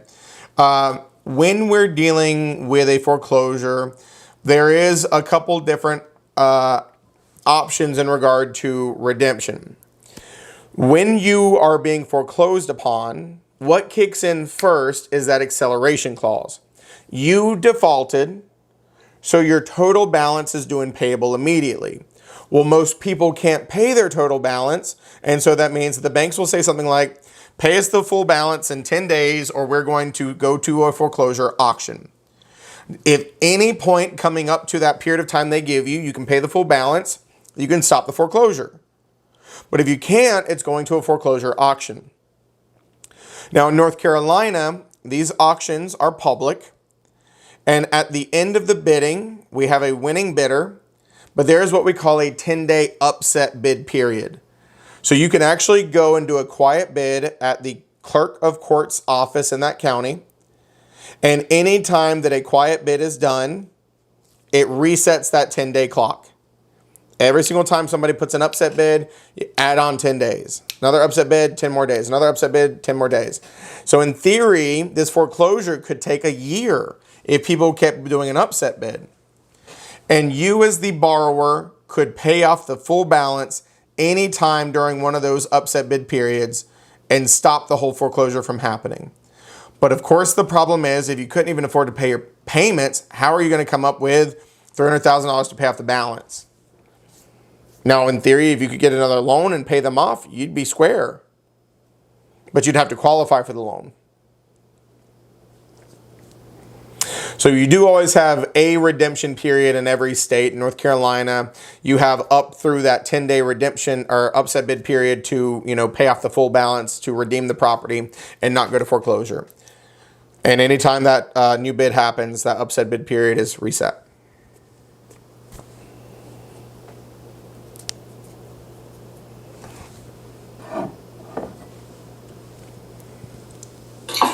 And Seth, the right of redemption is in the promissory note? It's outlined there? No, like I said, it's basically, state legislation that talks about how this is handled under the title theory versus lien theory states. It's not necessarily outlined there. It's just legally, because these bids have to have this 10-day upset bid period in North Carolina under state legislation, they automatically are given it because, of course, the law supersedes a promissory note.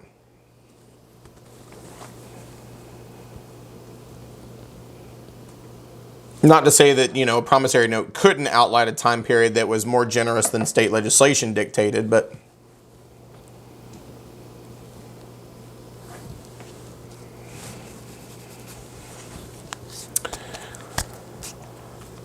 So... let me give you the actual last note of the day, and then I'll just let you talk to me for the last 10 minutes, as I have a tendency to do. Here's where that lien priority really comes into play. So if you've got multiple liens, I told you North Carolina and many other states is what we call a pure state. So it is first come, first serve. So let's say the first lien holder you owe $200,000 to. The second lien holder you owe $30,000 to. And then you have real property tax liens on your property of $5,000. This was recorded first, so under general practice, this would be paid first at a foreclosure auction. This was recorded second, so under general practice, this would be paid second at a foreclosure auction. However, real property taxes are a higher priority, so they always move to the top of the line no matter when they were recorded. So let me show you what this means. Let's say that the bank forecloses, maybe it's lien holder 1, maybe it's lien holder 2. They foreclose on your property, and at the foreclosure auction, it sells for $180,000. Well, that's not enough to satisfy all the liens. So here's what happens. The first thing that's always paid from that money is the cost of the foreclosure. You have to pay the trustee whatever fees they were charging to hold that foreclosure. So trustees' fees. But that is not a lien.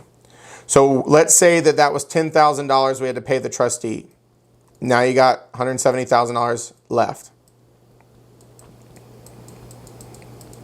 Next is going to be these real property taxes that became number 1 because of priority. So now I got $165,000 left.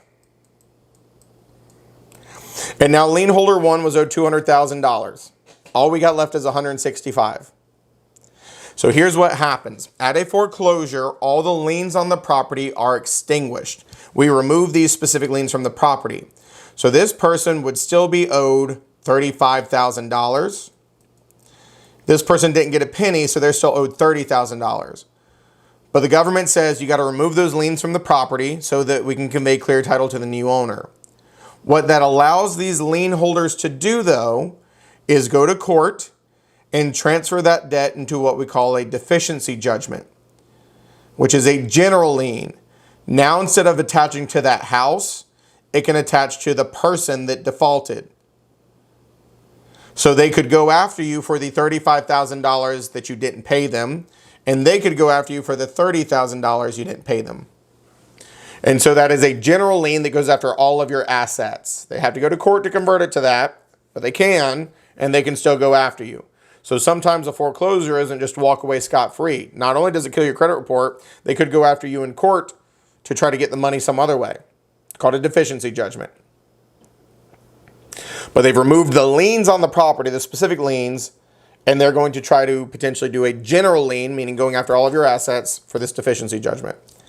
Now, this last note says prohibited on seller financing in North Carolina. So Sandeep asked about seller financing, I believe it was a minute ago. If you're doing any kind of seller financing and they, take the property back, they cannot file a deficiency judgment against you because the presumption is they used to own the house, they got the house back, they're not as hurt as the banks are. So seller financing is not allowed to file a deficiency judgment.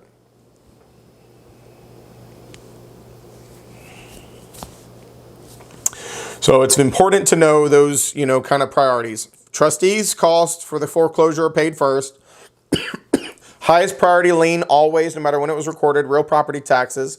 Special assessments are second to that. Everything else is in order of recordation except for mechanics liens. Remember, mechanics liens we talked about a couple weeks ago have this special rule where they sit as if they were recorded on the day that work started or materials were dropped off, even though they're not recorded until after you're done with the job, within 120 days of completing the job.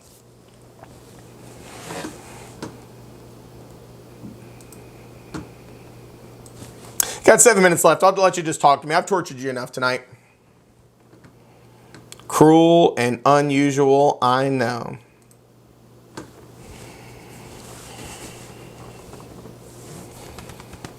What do you want to talk about?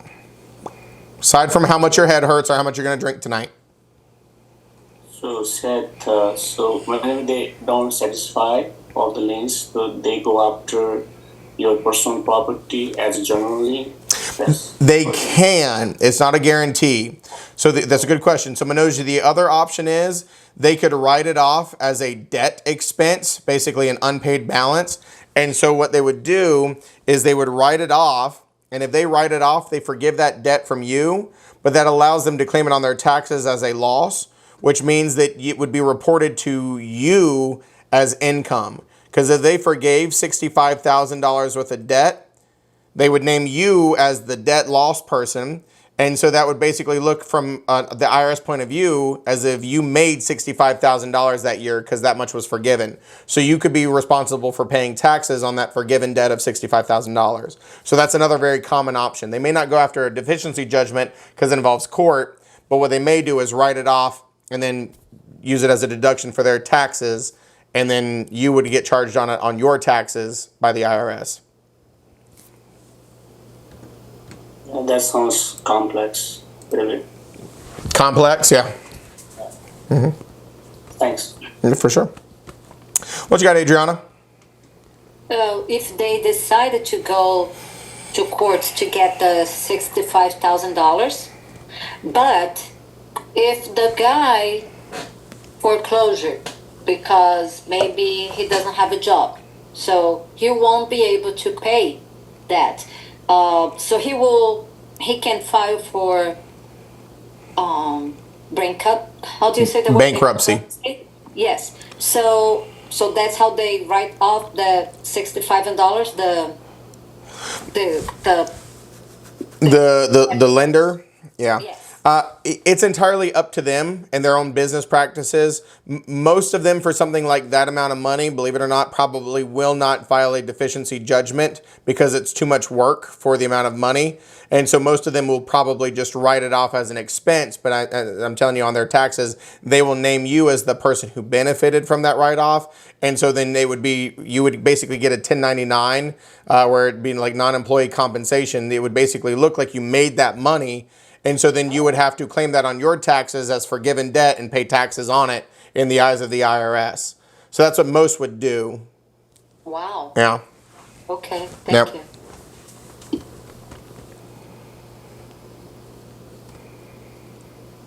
And where do you find those bank-owned homes? Is there a certain website they put it on, or? No.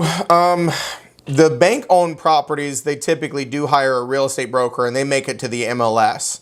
So they are listed just like any other house, but it would say, go through this process to submit an offer. They'll have their own portal. It would say something like bank-owned or, something like that. So most of the bank-owned properties are listed in the MLS. They partner with real estate brokers who they hire to do those properties for them.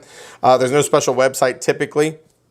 Now, some banks do have their own private websites. So if you look at any big lending institutions, you could look and see they may have some bank-owned property websites before it hits the MLS of like upcoming bank-owned properties. I couldn't give you a resource that would be consistent to help you out on that, though. It's such a hit or miss kind of thing. What about auctions? Auctions, same thing. The auctions that we're talking about, you would go to whatever county you wanted to bid on them for. So Johnston County Clerk of Court or Courthouse, Wake County Courthouse, all of the foreclosure auctions are public. So you would have to go through the auctions through the courthouse to find those. And they typically are auctioned off on the courthouse steps. You don't even get to see the property. You get the basic criteria, and you're sitting there on the steps, and they bid it off, and then the silent bid and the upset bid period happens at that point. Auctions that are not standard foreclosure auctions, like estate auctions, you would just, once again, have to hunt right place, right time. You could also look at auctioneer companies. There's a lot of auctioneer firms out there that handle real estate that partner with these different estates and things of that nature. Cool. Yeah. Thank you. Absolutely. Adriana, do you have another question? Oh, your hand's just up from before. Okay. Oh. Lordy. Folks, it is Tuesday, so we got another fun-filled night of financing tomorrow. We will pick up the pace a little bit tomorrow because I've kind of given you like the harder stuff. Some of the other financing stuff is flashcard level. When we start talking about different loan types, repayment structures, of course, I'll get a little more in depth on some of these. But we'll move pretty fast tomorrow because, we're boogieing along. We will do whatever we need to do to make sure that y'all get everything you need, I promise. So, you didn't know exactly what you were signing up for when you thought you were getting a real estate class, did you?